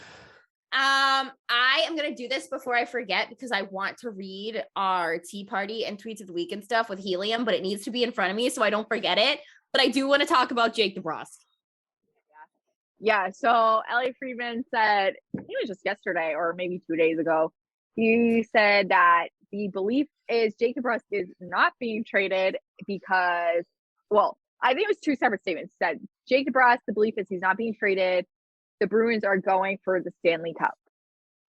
So that interpreted that is, okay, so Jake DeBrusk isn't being moved after requesting a trade, which has obviously caused a spiral on Bruins Twitter. I got in a fight about that a couple days ago, per usual, because I made a tweet saying, like, if Jake DeBrusk is playing well and the Bruins aren't going to trade him, I understand the mentality of he doesn't want to be here. I don't want him on my team. If he's playing well, I want him on my team. I really don't give a fuck. Are you changing your mind? Jake DeBrusk, pro. I thought you wanted him gone. He's playing as well as he has. This was before they like changed the lines and stuff. Okay. And now that they've come back out and said he's like, no, he still wants to trade it, but then Elliot Friedman is like, no, like Bruins want to keep him. Keep him. He's playing well. I fucking keep him. I'm still on the vibe of like trading him while his value's that high, because I don't think that this is forever for him. Well, I'm like, okay, we know he's a streaky player. That's what everyone's been saying for the last fucking 4 years, whatever. Like, keep him up there playing with Marchand and Bergeron, and his game, like, it's never going to dip like it has because he's playing with such high caliber players. Whereas then figure it out in the off season, make any moves that you need to. If you're going for the Stanley Cup, run with it, make upgrades elsewhere, do whatever you need to do. But then everyone's like, oh, well, he doesn't want to be here, so I don't want him on my team. If he's playing well, I want him on my team. I do not give a fucking shit about that. And we know it doesn't impact the locker room because everyone has said, like, we love Jake, we support him no matter what, and has not affected us in any way. So who are you putting on the chopping block as far as bait then, instead of him? Well, yesterday I thought it was Studnicka. Considering the way dude, I'd get rid of DeBrusk all day before him. He's your fucking future. The way the Bruins develop players, we've seen it for the last like 6 or 7 years. They're not even giving him the opportunity to play, and then they pull him up and like, well, he's not here in time. It's always the same bullshit. Like, I think Jack Studnicka could be playing full time in the NHL right now on so many different teams, and I would love for him to have that opportunity. Just knowing the way that like Don Sweeney them operate, it's like, okay, unless this guy goes down, you're gonna play the fourth line with these like random schmucks that we rotate out every now and then. And this is like bottom tier, and then you have to show what you can do. And if you don't show up in those 3 games, then we're gonna knock you back down to Providence for like a month. See, I think that he should be up there full time, but like, yeah, I agree he should be up here full time. But obviously the Bruins are doing that. But like for me, it's like I think him and Sway are the future of that team, and I don't put him up there. I just can't. Like, he's so filthy and he's so young. Well, yeah, he is super young. And then also there's people who are like, okay, then trade Swayman for. I saw a lot of Swayman for tickets. Do not touch Swayman. Do not touch Swayman. Like, no, I get rid of Taylor Hall before I got rid of Sway. You have a lot more flexibility when it comes to those guys like Jack Studnicka. A goaltender, no. You have no flexibility there because Omar is not. No, you can't. He's your future. For some like crazy number 1 top prospect, Jeremy Swayman has proven himself. Keep him here. Keep him for the long term. That's your future right there. I agree. But I feel that way about Studnicka too. I don't know. It's tough. Like, but that's the thing is that even if you do trade Studnicka, that's not enough. You have to package somebody else. And there's really nobody else. There's nobody else in Providence that I think is worth a shit right now. That's the thing, because he's like the big name. And if this is just under my impression that, okay, they're not going to trade DeBrusk. I'm like, so who can we get that's worth it if they're making a run at the Stanley Cup? It has to be someone like Studnicka and then just like a shit ton of other prospects that no one's going to know. But then it's also tough because teams don't want to take that chance because no one knows what Jack Studnicka looks like regularly playing at the NHL level right now. Like, oh, here's an NHL ready player, but we have given him so little opportunity. He's never been able to find his footing up here. Yeah, it's tough. I think you got to give the kid that's the thing. The Bruins are notorious for fucking up their draft picks. We talk about the 2015 draft, God, fucking all the time. Mm-hmm. But it's like, I don't want them to do that to him. And I understand your concern, you wanting to trade him. But my fear is that it's kind of a lose-lose. Like, either he loses out on some opportunities in his career, or Bruins fans are going to have to watch him be fucking fantastic somewhere else. I mean, at this point, I feel like we've seen it so many times already where it's like guys get packaged out and sent out as all these young, same deal. They get like maybe 10 shots up at the major level. And then they're like, okay, we're not going to develop them properly. We're going to let them float back and forth like this taxi squad bullshit. and they're going to be stuck in this organization for like 5 years, and then they're going to be like, okay, fuck you, I was your top pick and you're not even giving me a chance. And I do think it has to do with the fact that the Bruins do still have that like older veteran core. And as that turnover comes, I think maybe we'll see hopefully a difference in the way they develop their players. But right now, I think it's very much that locker room mentality of, okay, seniority comes first. Like, you're not going to mess with what has been working all these years, even though they haven't won a Stanley Cup since 2011. So yeah, see, that was going to be my next point, was that just there's about to be so much turnover for the Bruins because everyone's getting so old. That's my other concern. And I texted you yesterday that I thought that there had to be a trade because they pulled people up and didn't send anybody down. So, like, do you think this is maybe like my last point about the Bruins, because we're already almost 2 hours into this thing, but like, do you think that that's happening, or do you think that they're just going to roll out? I think they're just going to, if what they're saying is, okay, we're going for the Stanley Cup this year, I'm under the impression that they're going to just keep rolling with what they have, maybe make one upgrade or two to their lineup somewhere like on the third or fourth line, but just keep going with what they have.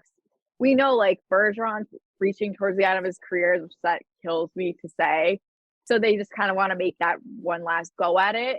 But that's kind of what the mentality's been the last few years. Like, I will stand by in this belief that 2019 was their window. That was their time. They fucked it up. I do not think they're winning a Stanley Cup with that same core. We've already lost Crew. We've lost Krejci. We've lost Rask. I think that time has passed, and you have to take on, okay, McAvoy, Pasternak, Swayman. Like, that's the guys you should be focusing and building your team around from now on. Yeah, I agree. Any other thoughts from you before we talk about Tyler's hockey point? My single point. Hey, no, it's a good one. It's a great one. I've had Patrice Bergeron's out for at least 2 games, which fucking sucks. This is weird. Mark Giordano hit his 1,000th career game last night with the not with the Kraken, but obviously he's on the Kraken. They benched him for it. They had him suit up so he could go do the pregame ceremony and take the pictures and whatnot. But because he's on the trading block, you know, they didn't want to play him to not risk injury. They had this man suit up so he could reach the 1,000th game mark, but did not play. Is that not like the most? I don't think that should count. Thing? Is that? I don't think that should count. Respectful. Yeah, that's fucked up. It counts. And like, because I went and I was like, "There's no way." But then if you go on his stat sheet online, sure enough, they all update it 1,000 games played. I'm like, that's so fucked. That is fucked up. Tyler wants to talk about Obi, and yes, my guy. Yep. Okay. My guy. So, I mean, when I say I want to talk about Obi, all I have is that he passed Yager, Mr. Yaromir. I can't remember the number. I read it earlier, but forgot like the number. It's like 760 something, I think. Yeah. But yeah. So I'm a big Caps guy. I know that you Bostonians feel a certain way against us. I'm a Sharks fan. I just hate your roster. And I know y'all hate Tom Wilson too, my boy. Yeah. That's who I modeled my game after back in the day. My guy. I was not very fast. I was not very good at shooting, so I would just hit people and I would fight people. That was my thing. I can respect that, but not modeling your game after Tom Wilson specifically. No. Yeah, so it wasn't Tom Wilson specific. It wasn't originally Tom Wilson. At first, it was Mike Green. I don't know if y'all remember him. He had like a faux hawk. Yes. Very early, like 2000s. Very early 2000s hockey guy. Yeah. Yeah, like had sleeve tattoos. I wore, what was his number? 52, I think. That was my number. I was his biggest fan for the longest time. And then he went to Detroit, and then I found Tom Wilson. I was like, that's my new guy. No. That's my new guy. Boo. But yeah, technically, I'm also a Caps employee, so I can't trash talk them. Okay. I'm a game night marketing staff employee. I will be up there on Sunday working At the least game. they have one thing going for them. Yes. But that's all I got on the Caps. Okay. So, All right, cool. I think that's a good point. I'm glad we and they're looking at trading it for Max Domi. Did one Google search this morning. Max Domi's on their radar. I remember Max Domi from Arizona. Was a big fan of him for a second. I'm not a big Max because he's a fighter too. I would say he's also like linked to the Bruins. Take him. Don't want him. I just remember liking him years ago. That's all I have on him. Wait, so Tyler, do you like to fight people? Oh yeah, I'm missing a tooth because of it. Yeah. What? Yeah, that was my thing. My nose is like messed up. I've had surgery on it once to try to fix like the breathing. I can't breathe through my nose very well. I need fight footage. I don't. We might. What do you think your career record is? Oh, I definitely lost more than I. But like also the like fighting in like hockey, at least in Virginia, it's like we get at it for like a second and then the refs get away from each other. So that's so funny. There was a fight in the locker room once. That was like my biggest fight. Oh. They came into our locker room because at the local rink. Me too. I thought you were fighting a teammate. No. At the one rink we went to up in like I think it was like Northern Virginia, middle of Virginia, the locker rooms were connected by the bathroom, and it was a really chippy game. It was a really chippy game. I might have gotten kicked out of it for like boarding or something. And at the end of the game, they came over like into the bathroom. And there was just a massive fight in the bathroom. I can't remember how it started. I just remember walking into the locker room. People were fighting. So I just started like trying to break people up and also fighting. So I then there's I don't know what's going on. Swinging. Exactly. I was expecting you to be like, yeah, I shoved this dude's face into a locker. No lockers. No lockers. We can't afford. Man. We're hockey in Virginia. We don't have lockers. We barely have ice rinks. Hey, I covered hockey in Alabama, okay? I get it. They have hockey in Alabama? Thank you. Wow. I have an Auburn hockey puck right there. Okay. I'll bring, whenever I end up coming up to Boston, I'll bring you a JMU hockey puck. Perfect, because they have the collection. Yes, I do actually have a collection of college hockey pucks. So speaking of college hockey, I want to talk about the Hockey East finals before we finally get to the headline of the show, which is our brackets. Sorry for the wait. We just had tons to talk about. This is just the biggest sports month ever with baseball being how it is. The Hockey East quarterfinal, semifinals. Hockey East semifinals. Nailed it. Are tomorrow. UMass Lowell plays UMass at 4 and Northeastern plays UConn at 7. Sarah, I need a comment. Can we put some like really sad violin music over this? World's smallest violin. Is out. Fuck Hockey East. Fuck college hockey. I'm done here.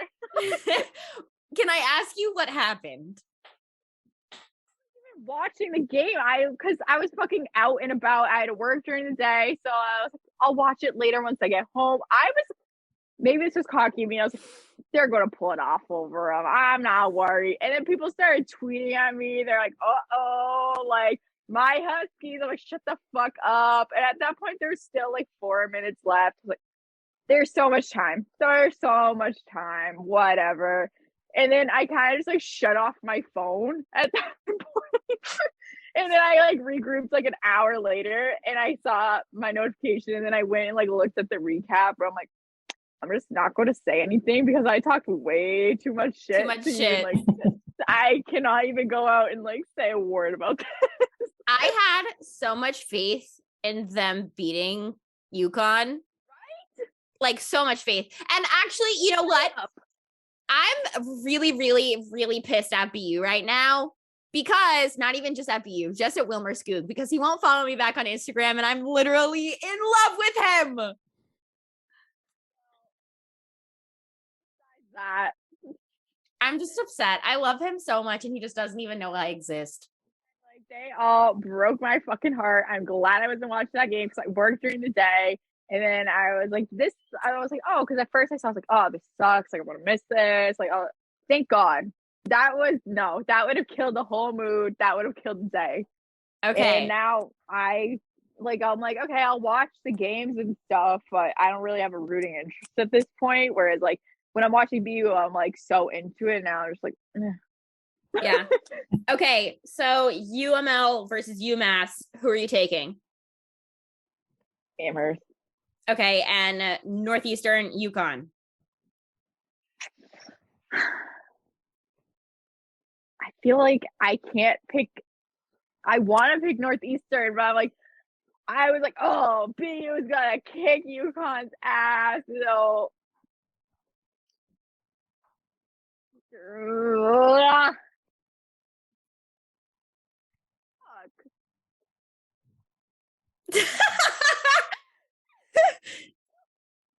Spit it out. I don't know, because I also don't want to pick Northeastern because fuck Northeastern, but Pick one, bitch. Okay, we picked completely opposite. I'm taking UML and Northeastern. Tyler, I know you probably don't watch the Hockey East, but you Give gotta me pick. UConn. Give me UConn. Okay, and are you taking UMass Lowell or regular UMass? Standard UMass. Fuck you guys. I'm gonna win this shit. All right. I just picked the two schools I know, so that was us talking college hockey. College basketball highlight of the show. We posted our brackets earlier today. Sarah and I have the same winner. Tyler has a different winner. Yeah, and your winner, by the way, it's a close game. They're going right now. I don't know if you've seen me like looking off to the right. Mm-hmm. It's a close game. It's 41-37 at the start of the second. Okay. Sarah, did you fill it out on ESPN or no? That's definitely a no.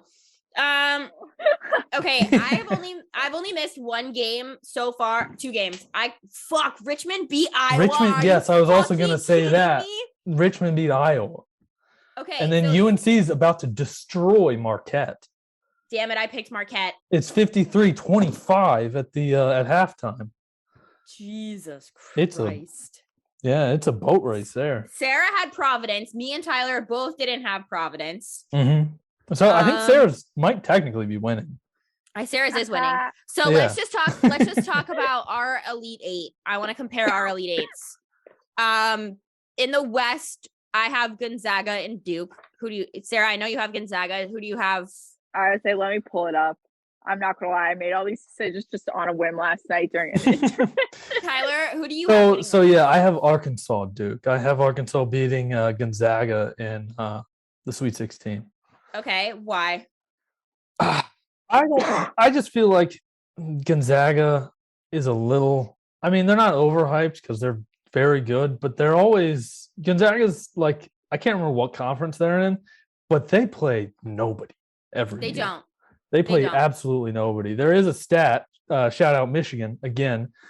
It's like over the past 20 something years, Gonzaga has the most Sweet 16 berths, and Michigan has the second most. I can't remember the exact numbers on how many.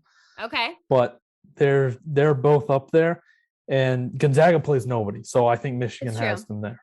Okay. All right.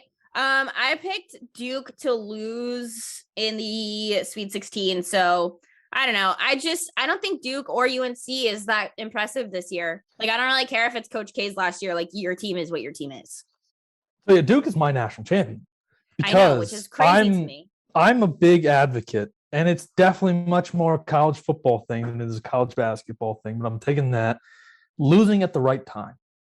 Okay. I think that Coach K, I'm not going to call conspiracy, but I think there's a possibility that Coach K knew what he was doing when he lost to UNC and when he lost to Virginia Tech to get a lower seeding, even though it didn't really work. He got the 2 seed.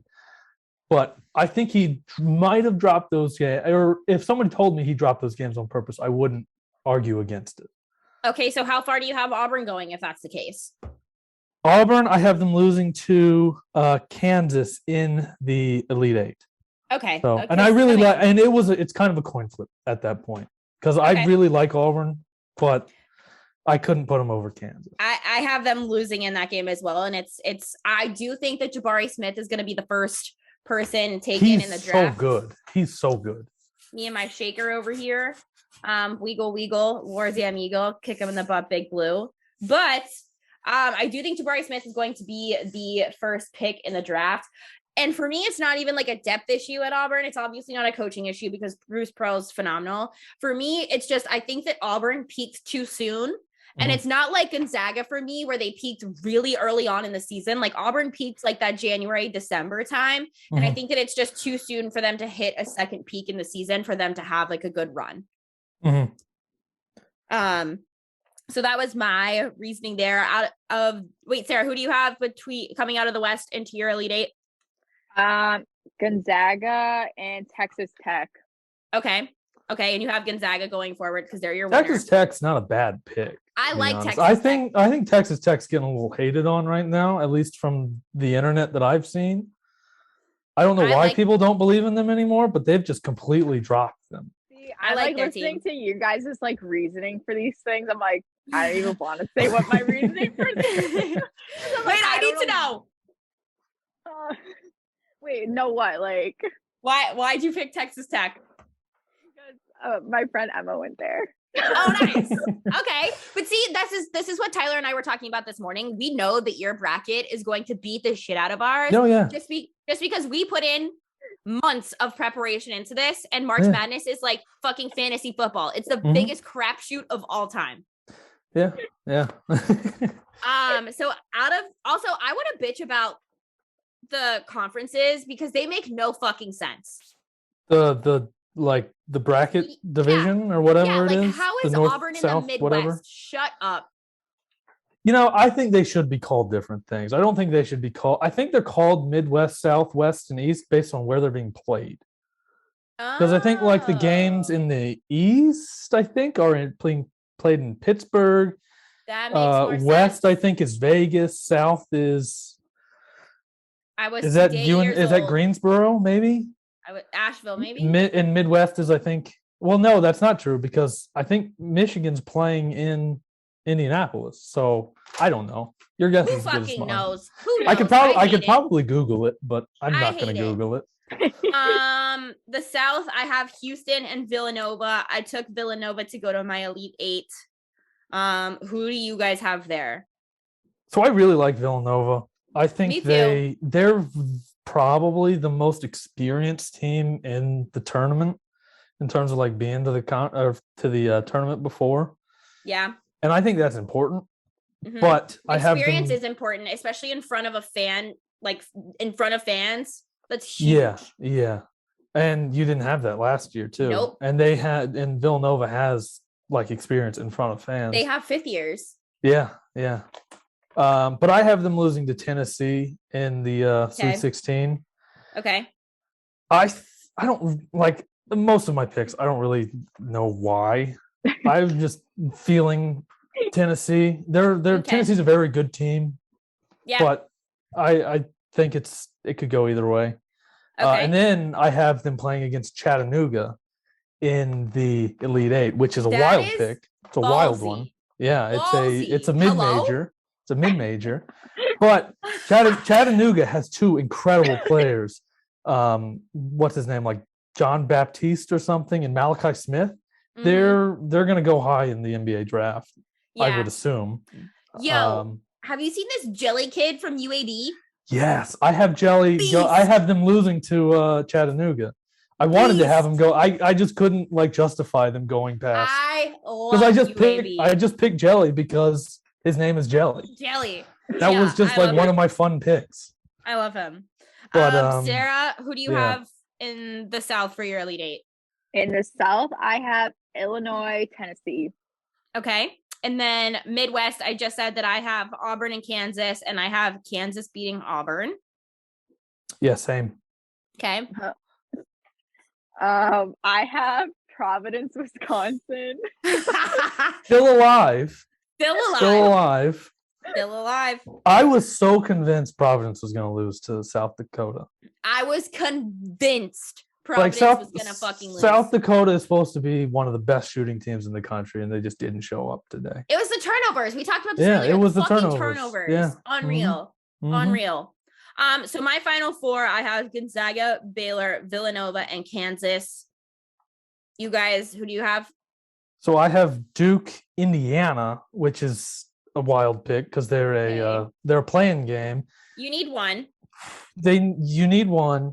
And so my reasoning there, it went completely away from my like statistical gambling mind. I just wanted Big Ten representation. So that's why I went with them. And then on the other likes side, to fight people and gamble. What a guy. Yes. So Duke, Indiana, Tennessee, and Kansas is my final four. Okay, Sarah, who's your final four? Gonzaga, Illinois, Marquette, and Providence. Okay, well, Marquette's about to be out. Yeah, Marquette's getting destroyed. But that's okay. Hey, Michigan came back today, brother. They did. It is, let's check the score real quick. So the second just started, so no change. Okay, so I will probably not watch a second of it, so I'm not that bothered. Tyler and I have been texting each other all day. Mm-hmm. All day. It's that time of the year. The grind. Yeah. I have Gonzaga and Kansas in my championship game, and Sarah, you probably didn't pick a score for a tiebreaker because you didn't fill out the ESPN one, but I have Gonzaga beating Kansas, and my tiebreaker score was 62-58 Gonzaga. I think I sent a screenshot to Tyler because I had a tiebreaker. I don't know if he showed up, but my tiebreaker was 69-70. So 69-70. Nice. I didn't write that down. But so mine is Duke, Tennessee. I can't remember. I don't have ESPN up because I just have mine like printed and written on the paper. But I think it was like who owns a printer? I own like 3 printers. I do not. I do not own a printer. I love a good. I might only own one for March Madness. So that's so funny. Okay. But Duke, Tennessee is mine, and I think it was like 71-65, maybe. It's in that neighborhood. Okay. So I think we collectively, Sarah's the worst person to bargain with of all time. So I hope Sarah doesn't lose because she never pays it forward. But hey, my schedule does not accommodate those things. I know. But so what winner? Do we want to do something for the winner, or do we want to do a punishment for the loser? I think we should do something for the winner. Yeah. What do we think is good? I don't know. You know, it's much easier to punish a loser than it is to award a winner. I think that whoever the 2 losers are, have to say 3 nice things about the winner publicly. Okay. All right. Sure. Sarah's gonna win. Sarah's gonna win. She's absolutely gonna win. I just don't have anything nice to say about Sarah. That's my fear. Yeah, everyone get thinking. Write down your favorite things about me. So early. I don't know. You have Providence and Marquette in your final four. It's gonna be so. I did look. I texted Kendra this. I just for fun put your final four into a parlay. $1 would win like $37,000. Yeah. He sent me a screenshot. Yeah. Yes. Become a betting woman. Sarah, it's $1. Yeah, it's $1. Yeah, might as well. I mean, Marquette's it's a little late, but yeah, it's a little, I actually placed my first sports bet a few weeks ago. It was an NLL one. I was told to do something with Panther City. Y'all can bet on the NLL there. If I could bet on the NLL anything. Here, I can't do that in Virginia because Virginia is stupid and likes to regulate my bets. Do you have a bookie? No, I mean, I just use like the apps. Like the screenshot I texted you was FanDuel. I was going to say, I used to have a bookie at JMU. Yeah. That was before it was like actually legal and regulated. But now it's easy. I can just pull it up on my phone and put in some bets real quick. I did not know that you were a secret bad boy. It's not a secret. I've always been a degenerate. He cusses, he fights, he has a bookie. What doesn't he do? Okay, cool. I'm excited. And we can say nice things about each other. There's really if I win, I will shotgun a seltzer of the crowd's choice as long as I'm not allergic to it. I think we got to move into our pop culture shit. Tyler, yours is my favorite, so I want to talk about yours first. I'm also I want to talk about this with helium because I think it'd be great. Actually, the tweets will be better with helium. So our tweets this week are crazy. I don't have any tweets because okay. I have a total of like less than 200 followers on Twitter. So you gotta get Tyler's clout up. Yes, follow Hell me. Yeah. But so my pop culture. So the Oscars are next week. I'm not going to be on next week, but they're going to be like awful. They've been awful for a long time. And I'm also a big movie guy, along with, golf and college football. Movies are my number 3. Okay. The Oscars are going to absolutely suck. Okay. I don't know how you all feel about Amy Schumer. I hate Amy Schumer. I hate Amy Schumer. Probably the worst comedian. They decided, we're going to bring in the ratings have been in the dumpster for years now. What do the kids want? They want Amy Schumer, obviously. So they're bringing Amy Schumer in to host the Oscars. That's going to be a nightmare. She's hosting the Oscars. That's going to be my nightmare. It's going to be awful. I don't even want to watch, but I feel inclined to. But it's going to be so bad. And then they also cut to like save time. People always complain about how long the speeches are for whatever. They cut like 7 of like obviously you got best picture, best animated movie, best actress, best actor, all those. They cut like best editing. And for like, what? It's just dumb. They cut movies don't happen without that. Exactly. They cut editing. They cut like costume and makeup. Did they cut cinematography? They might have cut cinematography. Really? I can't remember the list. We didn't have an editor. Sheesh. Yeah, they cut my award. But those assholes. But yeah. So and then just like it's awful. But on a brighter note, our favorite actress, Sydney Sweeney, she's been cast in a Marvel movie, which I'm thrilled for. With my favorite actress. With Dakota Fanning. You're a Dakota Fanning girl. Only because everyone says I look like her. Okay. I can kind of see it. Yeah. Wait, it's Dakota Johnson, not Dakota Fanning, right? Is it not Dakota Fanning? I thought it was Dakota Johnson. People say I look like Dakota Fanning. But I think it's Dakota Johnson. Maybe I just mixed up my Dakota. I don't know many Dakotas. So I may have mixed them up. I don't think Fanning still acts, does she? Yeah, it's Dakota Johnson. Who is Dakota Fanning? She was in a lot of stuff when she was little. Yeah, she's like my second favorite actress. Oh yeah, it's not Dakota Fanning. I don't know who Dakota Fanning is. It's weird because both of my favorite actresses have the same name and it's not a common name. Why do I even know Dakota Fanning? You definitely saw some of her movies when we were all like younger. Oh, she was in The Cat in the Hat. Yeah, like those type of movies. Yeah. Everyone always says I look like her because I have bug eyes. Dakota Johnson, excuse me. Yes. From what was it? The 50 Shades movies? Shades of Grey. Yeah. Yes. She's not my favorite actress Ellen. because of those movies. She's my favorite actress because of like her as a person. Called out Ellen. Yes, she did call out Ellen. And she's like a style icon. Like I love Chris Martin. Their house is beautiful. And she like did all of the design. Like it's so cool. But yeah, that's really all I have. So can we go see it together? Have a watch party? Hell yeah. Okay, cool. My pop culture shit of the week I'm sharing with Sarah because it's the one thing that we wanted to talk about. It's the only thing we have to talk about every week, and it's the fucking Kardashian family. But Team Skeet forever. Tyler, did you see this? Yeah, I didn't see it. I definitely know of it though. I'm gonna. I didn't see the main thing, but I saw all the jokes about it. So. Okay, I'm going to read it because I feel like a majority of our audience won't know what we are talking about, but I'm going to read the text if I can find them. Wait, who posted them the other day? I think, didn't Kanye post them? No, like Chicks in the Office. Yes, yeah, Chicks in the Office is who I saw. Yeah. They're on top of that shit. Yeah. Yeah, I'm going to look it up so that I can read them to everybody. Because I think that I sent you that. I think I sent you that.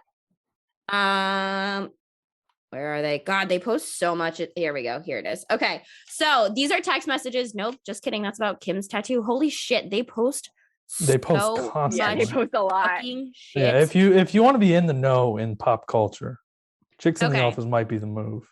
So Top of Pete it. Davidson is dating Kim Kardashian, and this is a little bit of a read, so bear with me. I'm gonna swallow all my spit. Pete Davidson texted Kanye and he said, "Yo, it's Skeet. Can you please take a second and calm down? It's 8 a.m. and it don't gotta be like this. Kim is literally the best mother I've ever met. What she does for those kids is amazing, and you are so fucking lucky that she's your kid's mom.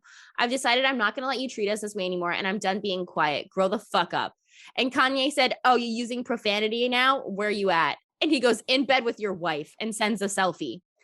And Kanye goes, "Happy to see you're out of hospital and rehab." And Pete goes, "Same here. It's wonders what those places do when you go to get help. You should try it. I'm in LA for the day if you want to stop being a little internet bitch boy and talk." Wait, this is the next thing. And he says, "You don't scare me, bro. Your actions are so pussy and embarrassing. It's so sad to watch you ruin your legacy on the daily." And Kanye goes, "You're more than welcome to come to Sunday service." And it was basically like them fighting about how like Kanye is a bitch and like won't see him outside of like his arena at Sunday service. And then Pete basically goes on to say, "I've saved your ass from SNL making fun of you to like prevent hurting Kim. You're a bitch. Stop being this way." So I want to talk about that because I am team Pete Davidson.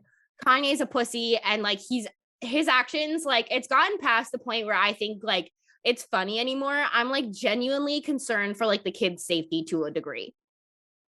Yeah, no, fuck Kanye West. Anyone who's team Kanye are his pick me boys. And also, I've always been fuck Kanye West because I do love his music as much as it kills me to say. I think I said it when we were like doing a question and answer like way, way long ago that he's probably someone that I would put in my top 3 as much as I hate to say it. Forget his fucking music. This is so dangerous to Kim. This is so dangerous to his kids.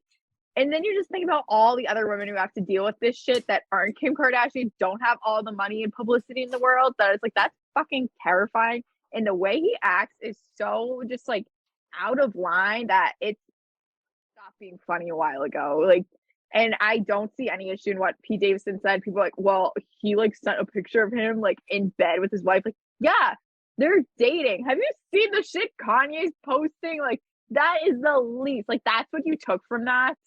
Mm-hmm. Like, that's your own issue. Then, like, you also concern me and kind of scare me if that's all you took from this. I also just like, you have to think that when the kids are older, I just ate chocolate and I'm dying. Hold on. ASMR. I'm literally crying. I was like, my blood sugar is dropping. I'm going to die. Look at I'm literally crying. But my concern is that the kids are going to get older and they're going to see this stuff. And it's like, you know that you're in the public eye. You know that this stuff stays around forever. Like the kids are going to see this. Like, do you really want this to be the example of like how to treat a woman that you're making for North in Chicago? Like, I just like, this is how you're treating their mom. And like, this is going to be around forever. I don't think he's thinking about it like that, but like, that's how you should be thinking about it. Yeah. And that's on daddy issues. Those kids though, they're Kardashians. They're going to be it's true. Something else. Cutthroat. So, yeah. But yeah, I'm definitely also team Pete Davidson. He's the best thing Saturday Night Live has going for them right now because they are, speaking of things that are in the dumpster with the Oscars, Saturday Night Live is also there with them. It's true. So team Skeet forever. Tea party this week. We already talked about Kevin Durant. I was gonna say my other tea party thing. Nessun cut all news programs.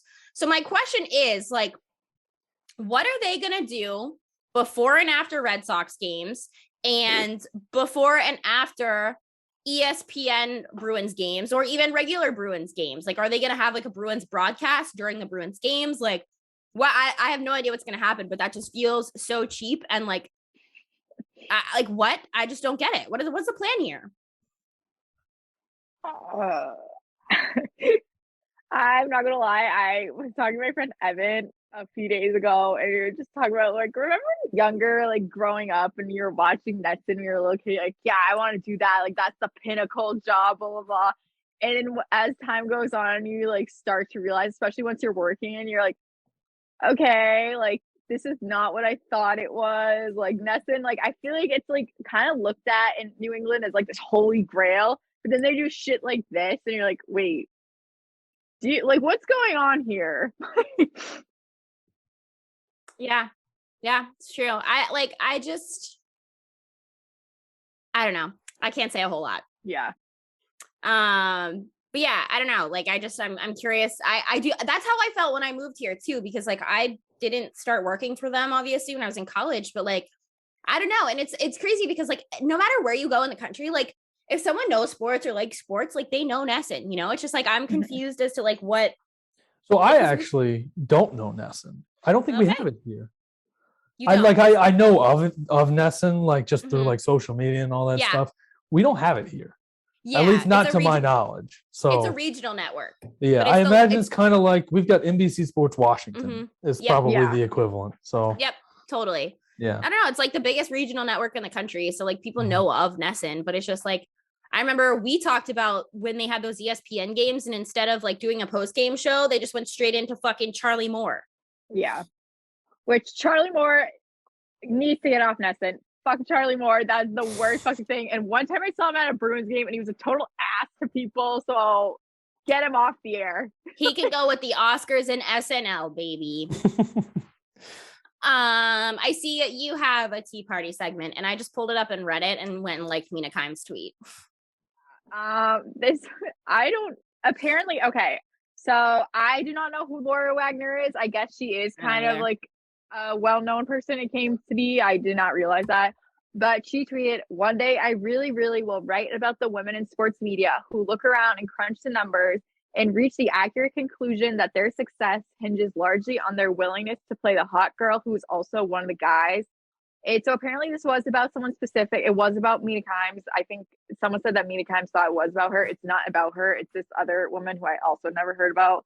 I don't know. There's this whole sector, I guess, of women's sports media that I did not know existed.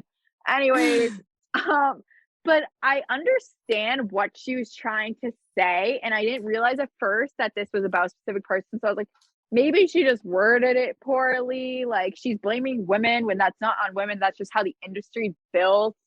But then once I found out it was about a woman in specific who, like, I think she has like a betting show or something with like 3 other men. And like she posted something. It was like, oh, just one of the boys. And that's what that got spun into. She was like, how do you blame it on her? One, why the fuck do you care? That does not affect you how people choose to go about their career or who they are as a person. And I'm like, why does it sound just like jealous? Like you're mad that someone's hot? Like I don't understand this tweet. Also, like if someone wants to like identify like that, like why do you care? Like we know that like pick me girls are a thing, but like it doesn't always have to be that way. Sometimes it's just people's interests. Yeah. Like I make jokes like that. Does that mean like you're gonna write a story about me, bitch? Do it. I'm like, I'm sorry. If we're talking pick me, working in sports on the surface comes off as pick me. It does, yeah. Bare minimum, like, okay, we're all women in sports. That's kind of pick me behavior of us. If that's how we're going about it. Yeah, and it's like I recognize not what that. it is. That's yeah, not what it is. Like, who the fuck cares being one of the guys? Like, I don't give a shit. Like, this is what we're passionate about. So who the fuck cares? But then, yeah, like I made a tweet just like, I think we're all cute and smart. And then Sarah was like, getting uglier to own the libs. Like what is the point that this woman is trying to make? I don't know. And then once I found out it was about a specific woman, I was like, okay, that makes it even worse. Because there were people trying like, oh, she just worded it wrong. Like this is just like ugly. This was an ugly tweet. You said what you said, sweetie. Tyler, do you have anything? I don't know. My Oscars content probably could have fallen in Tea Party. Okay. I'll let it. Yeah. Perfect. Yeah. Exactly. All right. Yeah. Heck yeah. Tweets of the week. Sarah, you have my favorite fucking thing that I've heard all week. Big John is back. I guess he's been back for a while. I need to pull up his Twitter. I did not realize this. He's been back and I feel like a dick. No, I have a soft spot for him, even though he's like totally so fucking creepy. I think we need Big John t-shirts. Honestly, though, like I have a soft spot for him. So first, it started off. Oh yeah, that feels right. Oh my god.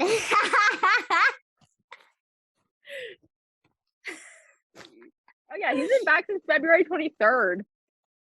Same account or new account? Same account, Sportsman 2050. And so it started off, which I don't know how I'm just realizing this now. He tweeted at our account, like the podcast account. That was his first feedback. It was when I had Mackie on. I had Mackie on. It was like, oh, what is like, does anyone have any questions? He responded, how do you keep the bosom so plump, with the cancel up emojis, as he does. And then I tweet about like pumping gas, the wind knocking me over. He's like, I wish I was gassed so bad. Then he said, first you get me banned, like in response to something I said. Like he quote retweets, like, first you get me banned and now I can't even reply. This was on December 30th. Because that was when I turned off my replies. And then he tweeted at me again March 9th to make sure I saw it. And that's how I like realized, I was like, oh my God, he's bad. And then he actually tweeted respond to you, Kendra, when you said the thing about whipped cream. And Anthony responded, I love bussin' cream. Yes, that's one of my tweets of the week. I can't remember. What did I say? What did the guy? People who sneak late night mouthfuls of whipped cream are my kind of people. And Anthony said, Kendra, I love bussin' cream. And Big John quoted and said, "Ayo." Yes, I did see that, but I didn't know it was Big John. Yes. And then 5 or 6 days ago, he tweeted at me because I tweeted my Snap memories from like Aruba saying that COVID wasn't real in Aruba or something. He goes, it was just a picture of like a dog on the beach in Aruba, and he quote retweeted guy with the bosoms out, and then the cancel. Oh my God. So he's back. He is back. Welcome back, Big John. That's true. Welcome back. My tweets of the week are the guy who's been tweeting me about cum, like over and over and over again. I hate that guy. So I quote tweeted him the other day, and it's very appropriate that I'm talking about this with helium. But so he tweeted me the other day, and he was like, he said something about like the way like your hands or something like that would look covered in cum. And then he tweeted me again like 2 days ago, and he was like something about like my hot cum dripping from your mouth. And I was like, all right, you gotta go straight to jail. You've been charging too high prices for sweaters, straight to jail right away. Do not pass go. Yes. And then my other tweet of, I have two more. Someone DM'd me a like in-depth, like full fucking email format asking me how to get in contact with someone about why YouTube TV doesn't carry Nessun anymore, and like was asking me all of these questions about if I knew what happened and how he could watch this and like blah blah blah. And he's like, do you have a contact I could complain to? I was like, this is so far above my pay grade. Yeah. Like, who do you think I am? And then my other tweet of the week is the guy, I sent Sarah the screenshot. This kid, what did he say? I have it saved so that I can read it verbatim. But this like 16-year-old sent me like a shirtless selfie of some sort that was insane. And what did he say? Shit, where did this go? Oh, he goes, no, he didn't even say anything. He just sent me his Snapchat code and a picture of him flexing. If you're listening to this, go to YouTube and look at the picture of this kid I just posted. But like, that's your DM slide? I mean, he is 16. I guess he doesn't know any better. Doesn't know a better DM slide than that. I'm really enjoying this helium way too much. We gotta get out of here. My like work Slack channel's like blowing up. I'm like trying to do it. Do you guys have any closing thoughts? This was such a long episode. Thank you. My closing thought is thank you to intern Tyler for being here and for thank you for having me. With me and Sarah. We will have you back on for the draft, and absolutely, if you win, we will post our nice words about you. Perfect. But we love you guys. Thank you so much for listening. I know this episode was long, but keep on sipping, y'all, and we'll see you next week.